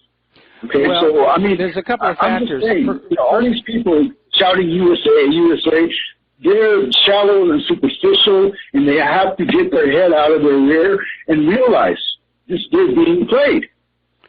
Well, first of all, you're absolutely correct that we Americans who see the wars for what they really are, we do need to make it known to other countries that this government doesn't have our support and backing, because I'm very concerned, first of all, that the U.S. is going to lose this war ultimately, and my concern is that 50 years from now, the American people will be under a collective guilt like we see the people of Germany are today, even though most of the people of Germany weren't even born when the Nazis were in power. And I don't want to see the Americans have to go through that. As far as the soldiers, you need to remember that after one deployment, they don't have the option of leaving because of the stop-loss policy. And they will get sent back and sent back for as long as they're considered useful until they fry. In fact, I remember there was that attack on an army base that was blamed on a Muslim, and there were indications that what had really happened is this group of military had just returned from Iraq from their third deployment, and they all thought they were getting on out, and they were informed that no, they were being sent back for a fourth deployment, and there was actually a refusal to go, a rebellion in the ranks, if you were, and that was the real story. And they didn't want the American people to know that we were back to fragging, which we saw a lot of in Vietnam, and so they found some convenient Muslim to blame it on. Yeah. Hey, Mike, I just want to, one last point. I just, you know, this guy, he kind of creeps me out. I'm sorry, I'm blanking out. I'm in my 60s also, but Trump's son-in-law, I mean, when I look at him, Kushner, he gives me that Damien creeping feeling. What do you think about that? Well, yeah, I try not to judge people by their faces, but certainly the eyes can give away a lot. And one thing that always worries me is anybody who can't get the smirk off their face, because they just think they can do anything and get away with it. And unfortunately, in our society, above a certain level, you can. Yeah, he looks too serious to me. I'm scared of this guy. Anyway, Mike, thanks. Have a good show. I'll keep listening. All right, well, thanks an awful lot. I mean, Kushner definitely has been playing a much more important role behind the scenes than anybody really thought. I mean, but, you know, why is he there other than these friends of Israel? And I thought nepotism was kind of an outdated concept. Of course, you know, we had George Herbert Walker Bush and then George W. Bush. So I guess the White House is just a family business. It's just whose family is currently in charge. All right, phone lines are open. So let's get back to the story about Planned Parenthood. And apparently the FBI is investigating Planned Parenthood and its associates for the sale of aborted babies' body parts for profits. And it's the latest development in a scandal that began in 2015 with the release of these explosive undercover videos. And these videos showed abortion industry executives haggling over the price of hearts, livers, brains, and kidneys, and describing in chilling detail their techniques for crushing late-term babies to get the freshest organs. So apparently the Senate Judiciary Committee and the House Select Investigative Panel on Infant Lives, they've spent a year and a half with a national investigation, 30,000 pages of documents. And they found enough evidence to refer several Planned Parenthood affiliates and tissue procurement companies for potential prosecution. And Attorney General Jeff Sessions suggested that if the FBI concurs, charges might be filed. Then there was the second punch, and that was where the 8th Circuit U.S. Court of Appeals declined to revisit its ruling that the state of Arkansas can redirect Medicaid funds away from abortion businesses like Planned Parenthood, which the state is completely justified in doing, considering the ongoing baby parts scandal. So we're going to take another break for commercials, and we'll be back after these few words. And aloha, America. Welcome back to our show. Now, even though Iran has surrendered its highly enriched uranium, and even though they never were building bombs, they're still conducting nuclear research. And apparently, they have mastered the technology to build nuclear batteries. This makes them the 5th country worldwide to have developed this technology after Russia, France, Great Britain, and the United States. And these batteries are used in the health sector and other industrial fields to power cardiac pacemakers or advanced laptops. And basically, it's a very miniaturized version of what is called a radioisotope thermoelectric generator. And there is a decaying isotope in there. There's no nuclear fission going on. But the heat from the decaying isotope is enough to generate electricity using a thermocouple. And we use them on the Viking landers, and there's a similar unit on Curiosity. This allows them to operate even when the solar panels are not being illuminated, which got to be a problem with Freedom and Opportunity when they were on Mars. There's always been, of course, a tremendous opposition to the use of these RTGs in spacecraft or civilian spacecraft. The military use them all the time because of what happened on Apollo 13 when the radioisotope that was going to fuel the RTG for the Apollo Lunar Surface Experiment Package, the ALSEP, plunged into the Pacific with the lunar module after bringing the astronauts back home after the command module explosion and everything. So there is a little bit of a concern.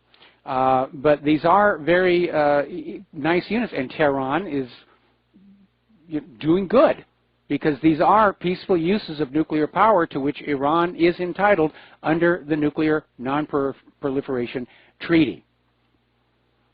I mean, I don't know about you. I would love a laptop that I didn't have to worry about charging for 10 or 15 years. Not that laptops these days would ever last anywhere near that long. Now, Google is doing a lot of experimenting with artificial intelligence, and they have reached a very interesting threshold, and that is that they have created an AI called AutoML. It's an artificial intelligence that's capable of creating other artificial intelligences. In other words, it can reproduce and evolve. And we'll see where that goes. There have been earlier efforts to try and design better computer algorithms through a process that was called computational evolution, basically taking advantage of supercomputer speed to have billions of trial and error to try and solve problems. But apparently, one of Google's other AIs has developed imaging technology that's well above what humans are able to do. So we're at a point right now where computers are designing other computers and systems, and we humans don't know how they work, which is going to make servicing them and repairing them or controlling them that much more difficult. We've got to take a break for station ID. We'll be right back.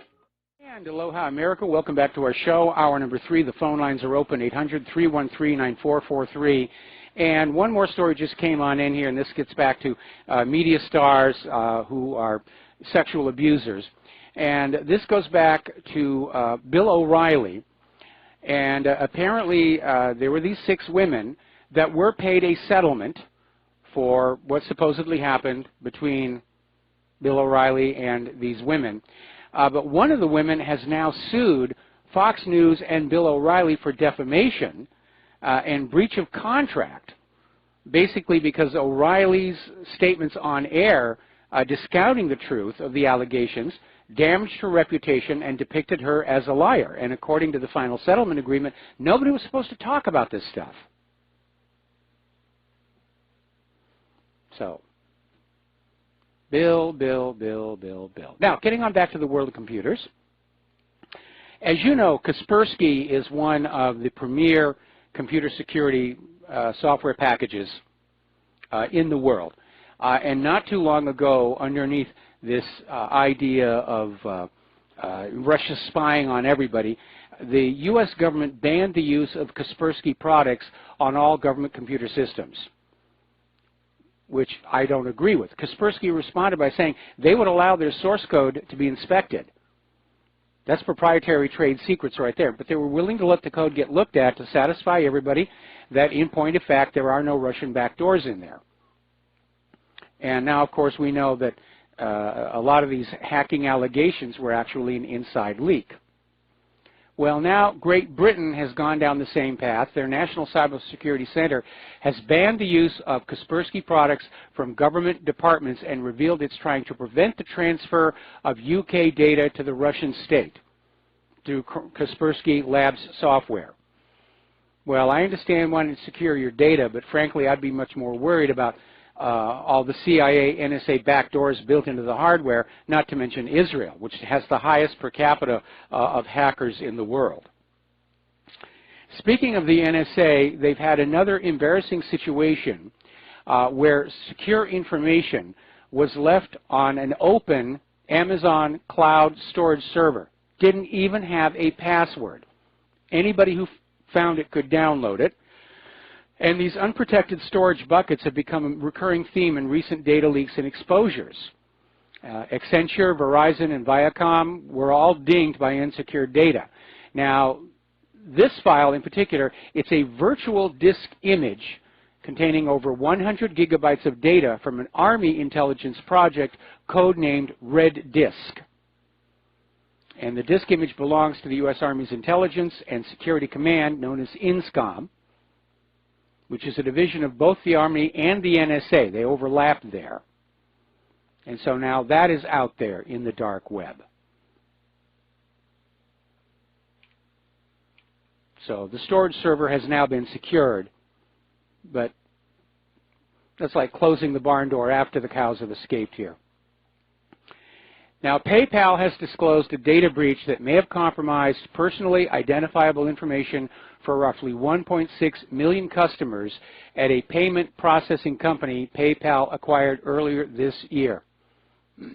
And I think at this point, given that these companies are unable or unwilling to protect our private data, it's time for us to refuse to give our private data to them or to the government, which is also notoriously lax with control of sensitive personal information. And let's see what we have here. Now, here's a little bit of good news. Apparently, there is a bill being introduced in Congress that would provide jail time for corporate executives who conceal these data breaches. Because one of the big stinks that we have seen over the last couple of years is we'll find out about the data breach months after it actually happened. And if your data has been breached at a company, you need to know now so you can freeze your credit or take whatever other steps are necessary to protect yourself. So I'm in agreement with that. All right, let's go ahead and take some phone calls now. We're going to start with Jennifer in Dallas. Aloha, Jennifer. Welcome to the show. What's on your mind? Aloha. Okay, I want to talk about these hate crimes, yes. These hoax hate crimes. Yes. Before I even listen to you on the radio, before I even took the red pill, right? I was watching the news in Dallas, Texas. Which you have to know about Dallas. There's several pockets of Dallas that have really nice neighborhoods. So there's Highland Park and there's really nice neighborhoods, right? Well, there's this Jewish guy that was having all these meetings. This Jewish he's having lots of church meetings at his house, right? Yes. And he was parking all the cars over the whole neighborhood in this cul-de-sac, right? He was just filling it up with these cars. And so the people in the neighborhood were they're going, well, this is kind of a burden on us, right? All these cars in our neighborhood. Well, all of a sudden that was one story where people complained felt like he was being hate, whatever. Well, 2 days later, on another news story, someone wrote a swastika on his house. Same guy. Mm-hmm. I was like, I think he did that. I think I was even back then. I was going, I think he did that to himself, But no one ever said that. So the next story on the news was, a hate crime. Someone wrote a swastika on his house, and all the neighbors were going well, we didn't do that, We just we're kind of mad about all the cars here in the neighborhood. We don't hate him, And so I'm pretty sure that was total a total farce, you know, it but may it well never be. came out that way, you know? It may well be. I mean, there was a recent study that came on out and said a large percentage of these hate crimes are hoaxes. And it may be that some of the hate crimes that are out there were hoaxes that have never been exposed, because nothing will get you media attention faster than a claim that you're the victim of a hate crime. And they are being used for political purposes. There's no question about that. Now, in the case of this individual gentleman, I don't know what the zoning laws are down there in Texas, but I know around here, if you're going to hold religious services, you have to have some kind of a facility that's zoned for that kind of activity, whether it's an actual church or maybe you're using an empty retail vacancy at a local shopping mall, which actually there's a lot of that around here as well, where there's more than adequate parking outside for the cars to be. So I question this gentleman's judgment in trying to start a church in his home, knowing he had inadequate parking. So that being set aside, no, there have been some very, very famous hoax crimes.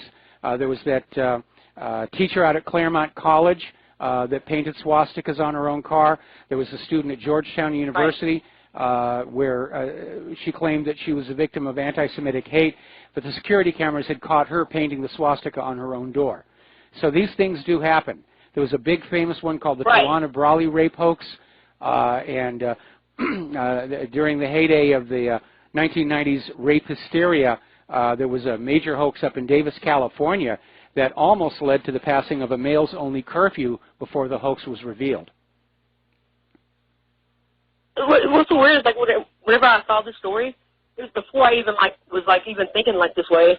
And I was like, well, that's so odd that, like, 2 days ago these people are complaining about, you know, all this traffic, and then all of a sudden there's a swastika on this front porch. I'm like, I think of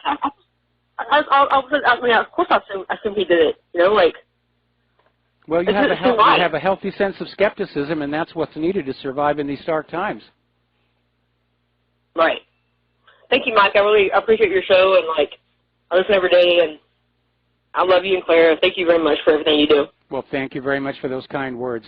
We're going to do a shout-out now for our on-air affiliates who are just now rejoining the network, and we're going to go back to the telephones. Sarah in Massachusetts, aloha. Welcome to the show. What's on your mind? Aloha to you as well, Mike. By the way, I used to listen to you on KKCR back in the day because I myself lived in Hawaii, even though I'm on the East Coast now. Boy. Those were the old days. Well, that was with Mike Vanderveer. I was a guest on his show, and sadly he's no longer with us, and we all miss him. We do. He was wonderful. But KKCR lives on, and that's a great thing. Yes. Anyway, I'm my heart's still in Hawaii, and this news story caught my attention about the Honolulu Police Department sending out letters to medical marijuana patients, ordering them to surrender their firearms. Yes. Yeah, that's really happening. Yeah, no, we covered it a while back, and it strikes me as just another excuse to start grabbing guns, because if you look at people who are smoking marijuana, they're not going to be likely to flip out and do something with their firearms. It's the meth heads that are going to be dangerous, but of course there's no legal meth, so they can't go around and send letters out to these registered users. But again, people who smoke marijuana, they get mellow, they get peaceful, they write poetry, they play music. They don't have a tendency toward violence. In fact, they're less violent on a per capita basis than people who drink alcohol. And nobody's taking guns away from people who are drinking alcohol. Well, I know the whole thing is so ludicrous. I don't know how they're going to get away with this. Well, I hope there'll be a court challenge on the basis of the Second Amendment, because nobody can make a case that smoking marijuana makes you potentially more violent. I know, of all people to go after. I mean, it's just, they're so paranoid about marijuana in Hawaii anyway. They used to do this green harvest with helicopters, such a waste of resources, flying around looking for backyard plants. Yes. And meanwhile, the meth epidemic just is, it's an epidemic. Yeah, it is, and it really is. And our police seem more dedicated to getting on out there and writing these hugely expensive traffic fines than actually dealing with the problem. But I'm one of those people who thinks marijuana ought to be legalized completely, and it would certainly be a boost to Hawaii's agriculture economy, because long after the sugar has gone and the pineapple business is dwindling, up in those mountains on Maui, the plants are growing. Well, I know. And can we not find something better to do with those fallow fields than allow the Monsanto in to do their experiments? I mean, they just don't seem to care.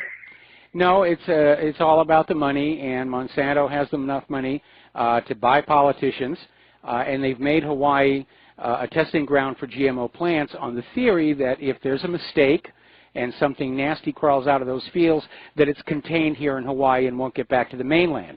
Of course, that is utterly ridiculous, because when the first humans arrived here in Hawaii, probably from the Marquesas, the island was already covered with all kinds of plant life that had simply flown in on the wind or on birds or drifted across the ocean on branches that had broken off on the coastlines of these other places. And so, yeah, there's still a big fight going on about the GMO here in Hawaii, and most of the local Hawaiians do not want it here. Yeah, I was quite active with the anti-GMO movement on Kauai, and it's kind of at a stalemate at the moment, I think. But here in Massachusetts, I was surprised that they passed the recreational use just a year ago. I myself did not partake, but I'm all for it being legalized. It's ridiculous that it's not. It's a plant from God. Hello. So... Well, anyway, this is my first time to call, but I listen regularly, and thank you. Nice to talk to you. Well, thank you very much, and aloha nui. Aloha nui. All right, we're going to let you go here. And, of course, I don't indulge in the evil weed because it is illegal. But if it were legalized, yeah. If you go back and you look, there's been a lot of research that shows that marijuana is actually far better for you than either tobacco or alcohol. And smoking marijuana stimulates brain cells to grow, which is why when Cheech Marin went on Jeopardy with one of the supposedly intellectual talking heads of the corporate media, he just rolled right over him with the depth of his amazing knowledge here. So anyway, off on that one. Let's get back to human-caused global warming, because it's out there and it's coming to get you. And it was announced a couple of days ago, Britain should start getting ready for the big freeze, because the Arctic blasts are expected to bring temperatures as low as -10 degrees centigrade across Great Britain. And because of all this propaganda about human-caused global warming, concern is already being expressed that cities and communities aren't as prepared for this winter as they should be, because they've been listening to all this stuff about how the world is warming, winters are going to be milder. Back in 2000, they said snowfalls are a thing of the past.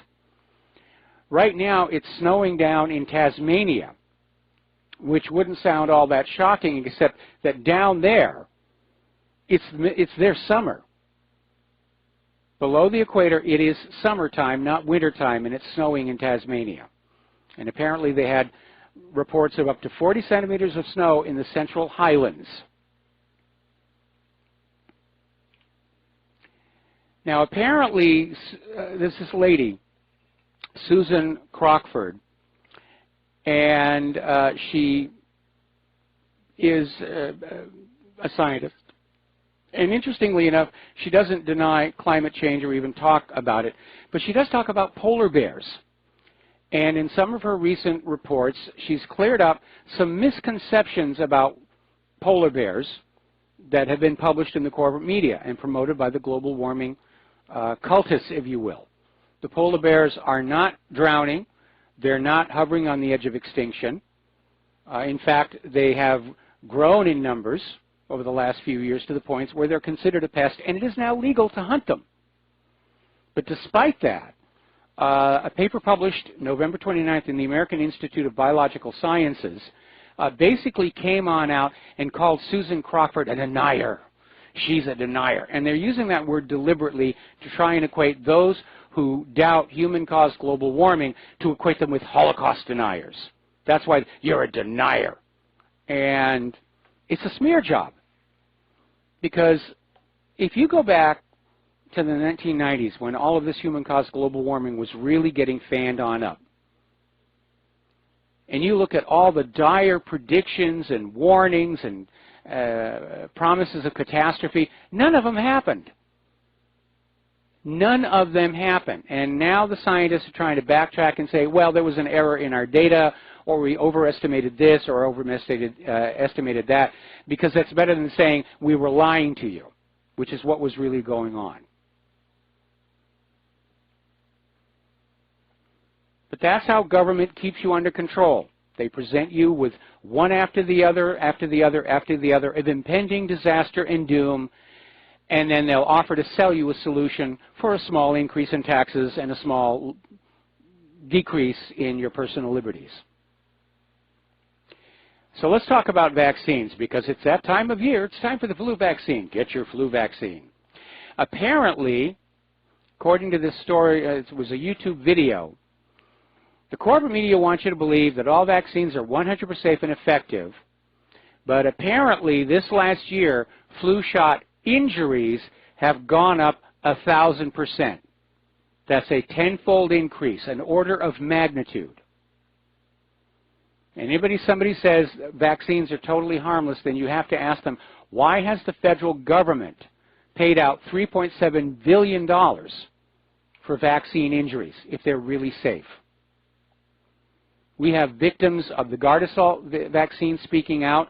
We had that report that came on out a couple of weeks ago about the way the flu vaccine is manufactured actually distorts it and turns it into a form that is a threat to chickens, not humans.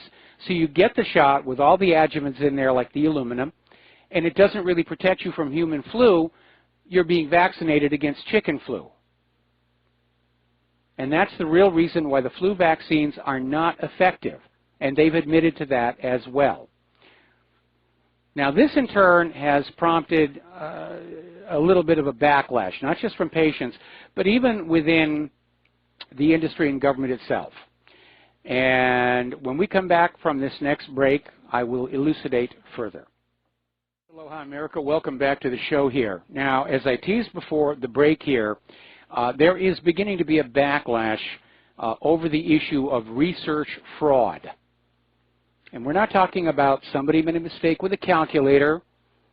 We're talking about deliberate, intentional fraud to create science to order for whoever gave you the grant to do the research. We saw a lot of this when Al Gore first came on out with human-caused global warming and said, we've got millions of dollars to give out to scientists who can prove human-caused global warming. And scientists, individual scientists, are just as corruptible as individual lawyers, individual politicians, individual clergy. And they said, yes, give me the grant money. I will prove humans are warming the earth. There's also been a major problem with fraudulent medical research. And it has come out recently that a lot of these so-called journals have had to retract large numbers of articles that supported this or that medical treatment because they detected fraud. So apparently over in Great Britain, they're considering a new law where scientists who are caught engaging in fraud in their research will go to jail. And I think it's a good idea. I think it's a very, very good idea because these people do this because they get away with it. Nothing bad happens. At the very worst, their article gets retracted. But if you're a full-time professional scientist, you've written dozens, if not hundreds of articles, so one or two being taken back is no big deal, and you still have your grants and your grant money. Unless you acquired that fraudulently, and star of the global warming movement, Michael Mann, faced some allegations about that as well. That's why we have a scientific method. Scientists understand up front that human beings are flawed, frail, entities. And individual scientists can get caught up with their ambition or with the desires of their funding body or just the desire to be famous and having discovered something amazing. And these biases and these pressures can lead to a loss of objectivity. So scientific method exists as a way of determining the truth outside human agency. You don't listen to somebody's opinion. And scientific method is why you do things, or supposed to do things, as double-blind studies. All of these are measures taken in recognition of the fact that due to the huge amounts of money that float around medical research and the products that these researchers will produce and endorse, the temptation is simply too great. And chief among the tenets of the scientific method is reproducibility. And that is, if one scientist mixes together some chemicals and he gets something wonderful and he publishes, other scientists should be able to take the same recipe, if you will, mix up the same chemicals, get the same result. And if they don't, there's a problem. Maybe it's a mistake on the part of the original author. Maybe it's a contamination that snuck on in. You have to check everything. But fraud is, in fact, rampant everywhere in our society these days, it seems like. But I'm in agreement with that suggested law in Great Britain that scientists who commit research fraud ought to go to jail. That'll tamp that down real quick here. Now, over in the Philippines, they're facing a major problem. They just launched a vaccine program against dengue fever, which is nasty stuff. I had a mild case of it myself a couple of years ago. But apparently, once the shots were already administered, 733,000 people, the pharmaceutical company Sanofi Pasteur admitted the clinical data showed Dengvaxia, which is the first licensed dengue vaccine, could make the disease worse in people who had not previously been infected with the virus.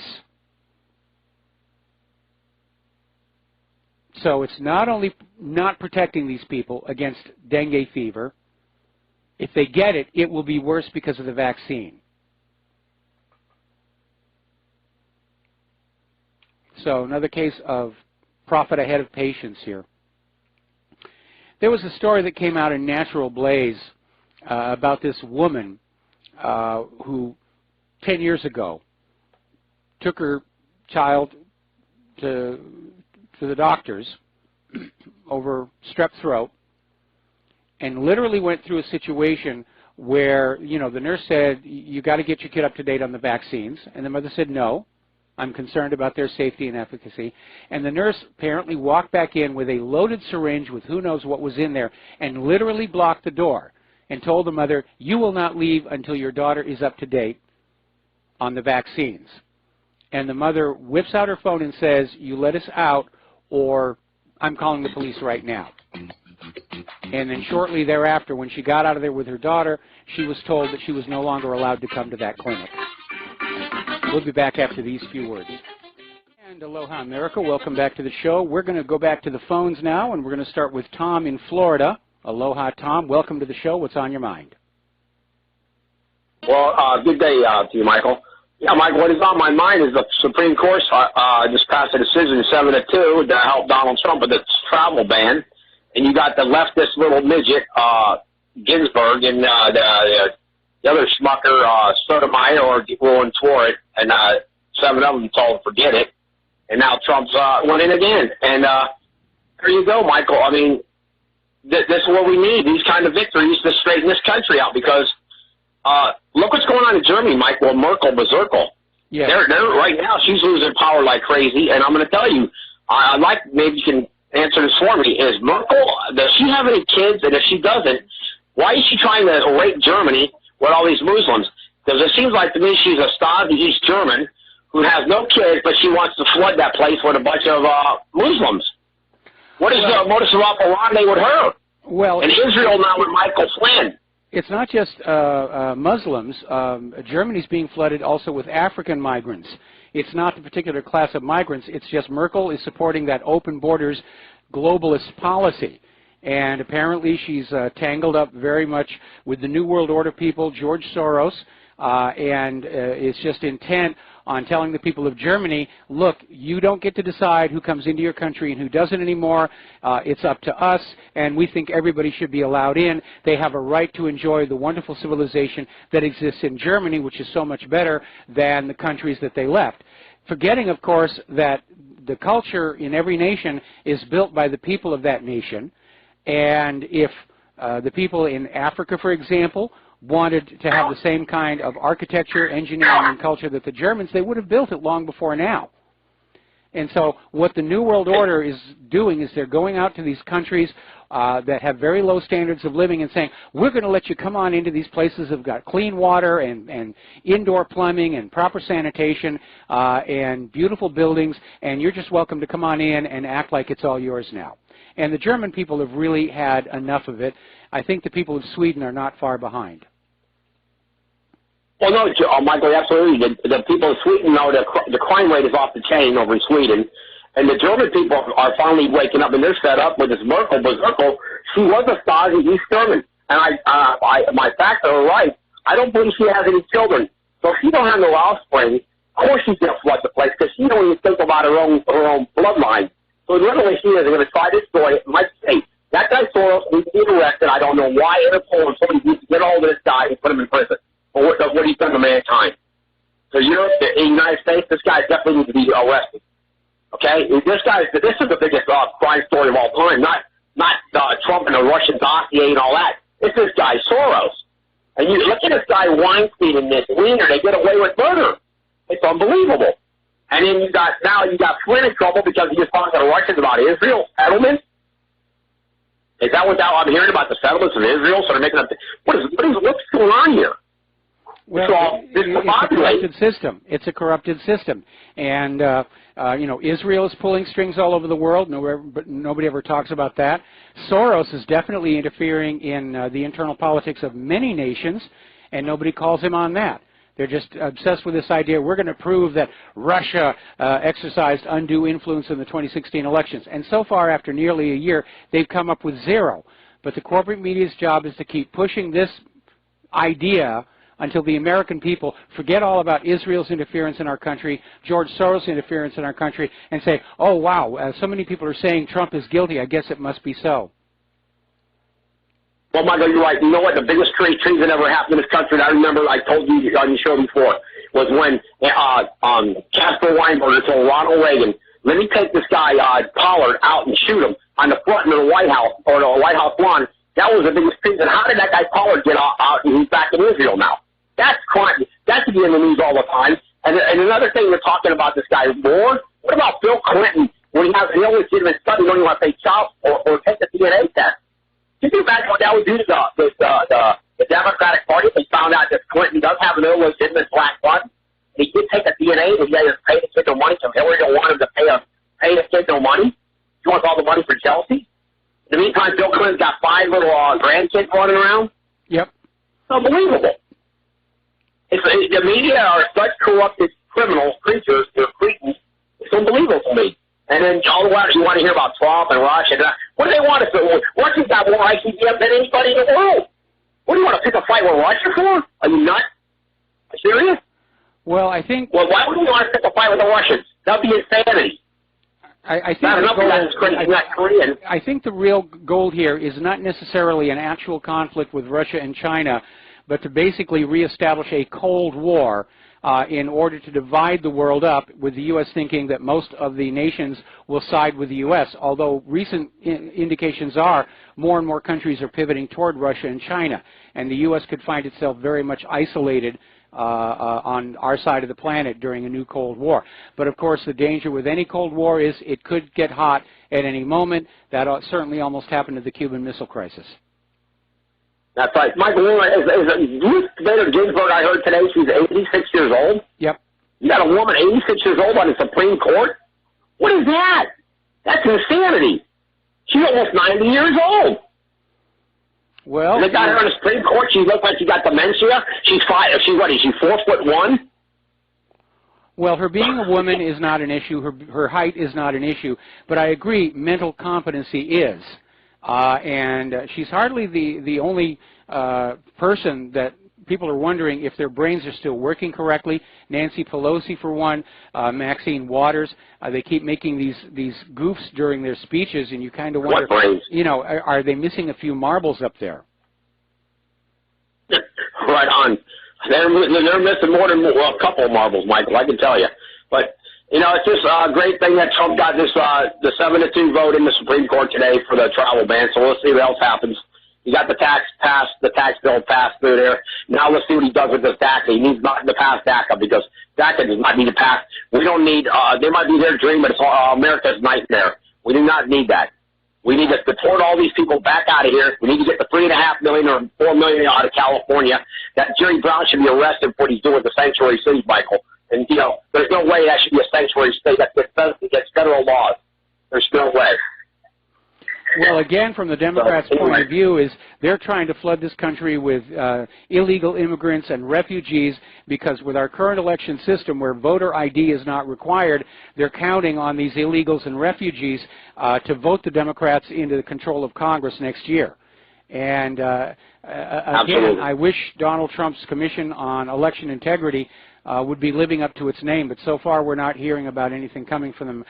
One other thought occurs to me, and that is if you are a pilot, you are required on a regular basis to recertify, to basically prove that you are still know how to fly a plane, that you're mentally capable of doing that. I think we ought to have the same thing for all our politicians. You know, every 6 months they're evaluated to see if they are starting to suffer from dementia, and if they are, as some of them certainly seem to indicate, then it's time to give them a nice retirement. Bye-bye, McCain. Bye-bye, Corker. Yep. All right, well, listen, Tom, we're going to let you go. Thanks, sir. And we're going to switch over to Sherry in Fredericksburg. Aloha, Sherry. Welcome to the show. What's on your mind? Well, what's on my mind, Mike, is something you said about science, and you have to be careful. You made a good point on this. I had been thinking about something this week, that our ability to do what God can do is actually here in its infancy. And lasers in the future will heal. You can pray, intercessory prayer heals, but you can also create lasers that heal and create quantum connectedness. In fact, I was reading this the other day. I thought, oh, I've got to weave this into artificial intelligence knowledge here.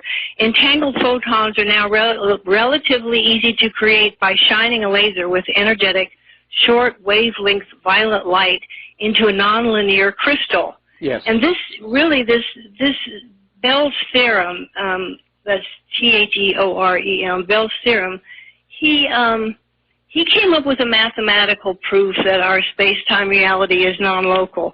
So we're getting into scary stuff that some people, you know, playfully call ET technology. I enjoy calling it that. But it's here, and it'll get more so now. But there's a major difference between what artificial intelligence can produce and what God can do. And you kind of pointed to it here. Artificial intelligence can do the same thing God can do, but it can also turn that technology against us, whereby God, it's you can trust. The soul force in the universe that Gandhi talks about, I believe, as Episcopalian, is just a totally loving force. I don't believe in God being an evil, angry, Sherry, let me cut in on you because you can trust it. I avoid discussions of religion for reasons we've already discussed. I know. But you are absolutely correct that we need to be concerned about this idea of AI systems now being able to create new, better AI systems. And yes, there's a very real possibility that we may be now engineering our successors here on Earth. Well, the thing is, God can do it too. That's what I'm saying. Yeah, now this, you know, just I'm not really looking at it as a religious thing. I'm just looking at if God's going to bring it into the world, it has to have an efficacy. You know, it has to have a way of proving itself. or it wouldn't be able to manifest in the world, because this is a different level of existence. And if it's going to manifest in the world, it's going to have a worldly way to create it, and it's also going to have a godly way to create it. As I see it, it's not just religion, it's just that the universe has this wonderful entanglement. It's the unique significance of quantum mechanics, entangled photons, and all that stuff. Yeah, there's some good stuff in quantum mechanics. Entanglement is unique. Okay, Sherry. So, again, I want to get away from talking about. I want to talk. Get away from talking about God, but there are some amazing things out there, and I mean, if you look at the natural world, which you think was all created by God, there's a lot of mistakes in it. You know, nipples on men, duck-billed platypus. There is. And but there's, in this world, we do need to be very, very careful about those things that we're bringing into the world. We've already seen how GMO was botched up and has become a potential crisis for the human race. We've seen how the greed of the vaccine makers has resulted in putting out vaccines that are causing more harm than good, like that dengue vaccine they just tested down there in the Philippines. And now all of a sudden they're saying it's going to make the disease worse.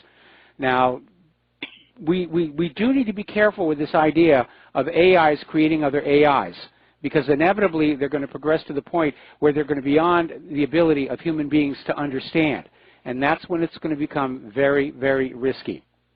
Well, I think it will be understandable. I don't know how much they're going to want us to understand it. My big warning here is don't let them, like I said before, don't let them call it God, because this soul force is also in the universe, and it works differently. It works the same, but it's something you can trust. I'm just going to leave it with that. There is a soul force in the universe, according to Gandhi, and I tend to kind of lean that way. That's me personally. You don't have to lean that way.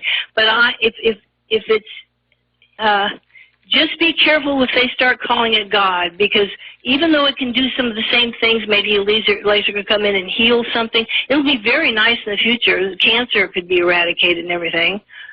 But well, I think just be careful. You don't have to worry. You don't have to worry about, because all of our technology to date can modify and change the material that's already here, convert certain chemicals into other chemicals, and so forth and so on. So far, no human technology has ever been able to create matter or energy out of thin air, or to transform one to, well, yes, we can convert energy to matter, or matter to energy, that's what a nuclear bomb does. But the idea that we're building machines that would approach Godhead, no. Are we building machines that could eventually replace us as the dominant form of life on this planet? Absolutely. And it's a very real possibility. But again, in the desire for corporate profits, we're seeing corporations make very dangerous and reckless decisions. And I question this idea of having an AI able to create new and better AIs than itself. Because at some point you're going to evolve to something where it is truly self-aware and sentient. And we're going to find ourselves looking into our computer screens, and there's going to be something looking back. And that is going to be a crisis for the human race, I think. Anyway, we're going to let you go here. I'm running out of time, and I only got a few more stories to get into. Getting on back to vaccines, we talked about this a little bit before, but it's worth mentioning again, especially in light of the dengue vaccine disaster down in the Philippines. There was a study conducted by Thiel University and published in the Journal of Trace Elements in Medicine and Biology. And basically what they did is they found that the brains of autistic children have up to 10 times more aluminum in their brains than what is considered safe in adults. Now, the study notes that aluminum is crossing the blood-brain barrier and accumulating in cells involved in maintaining a constant internal environment such as temperatures. Now, according to the Centers for Disease Control, aluminum is present in U.S. childhood vaccines that prevent hepatitis A, hepatitis B, diphtheria, tetanus, pertussis, the Tdap, Haemophilus influenza type B, human papillomavirus, and pneumococcus infection. They're all carrying aluminum into your body, into your children's body. And the aluminum is added, according to the CDC, as an adjuvant, which is to increase the body's immune response to the vaccine. And this study seems to undermine any claims that aluminum in vaccines are safe, because these children, there was no other possible source for them to get intravenous aluminum, which could then get into their brains. And so this does need to be looked at. But again, there's big money involved, and nobody wants to put out information that would yield to civil rights laws, civil lawsuits, or even worse. Now, another system that was touted as being good for the country and turned out not to work is the gun registration background check system. Because apparently somebody did an inspection and found out that some 4,000 guns were sold to people. Even though the background check said they were clear, they actually had criminal records, mental health issues. So now the feds are trying to get these 4,000 guns back. We'll be back with the last segment of our program after these few words. Aloha, America. Welcome back to the show here. Now, we all know that civil forfeiture is a major, major problem. And there is an interesting case, though, that just happened down in Wyoming. Musician Phil Paramovich drove in Wyoming without his seatbelt buckled. Now, a click-it ticket in Wyoming usually runs about $25. In Phil's case, it cost him nearly $92,000 when the police just decided to confiscate everything because he was driving without a seatbelt. Horrible crime.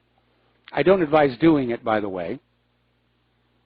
But apparently a judge hearing the case said, yeah, this was a little bit of overkill, and he's handed the $92,000 back to the musician, so that's a good thing. I remember when I was a kid, seatbelts weren't mandatory. In fact, my parents both engaged in a little auto racing, hill climb, rally, that kind of thing, and my father had seatbelts in his Triumph. And the social reaction around us was, oh, that just proves you're a reckless driver. Oh, you're a dangerous person. If you've got seatbelts, you must be a horribly reckless driver. And now, of course, it's completely different today. I mean, I can't get in the car. I feel uncomfortable if I don't have the belt on. Now, over in Atlanta, Fulton County, there was a little bit of an ugliness because apparently some activists were trying to provide the homeless with a Thanksgiving meal. And the police showed up and handed out tickets because the activists did not have a food distribution permit.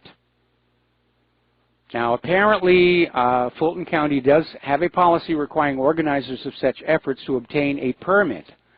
But the problem is local authorities in the past have turned a blind eye to the ordinance.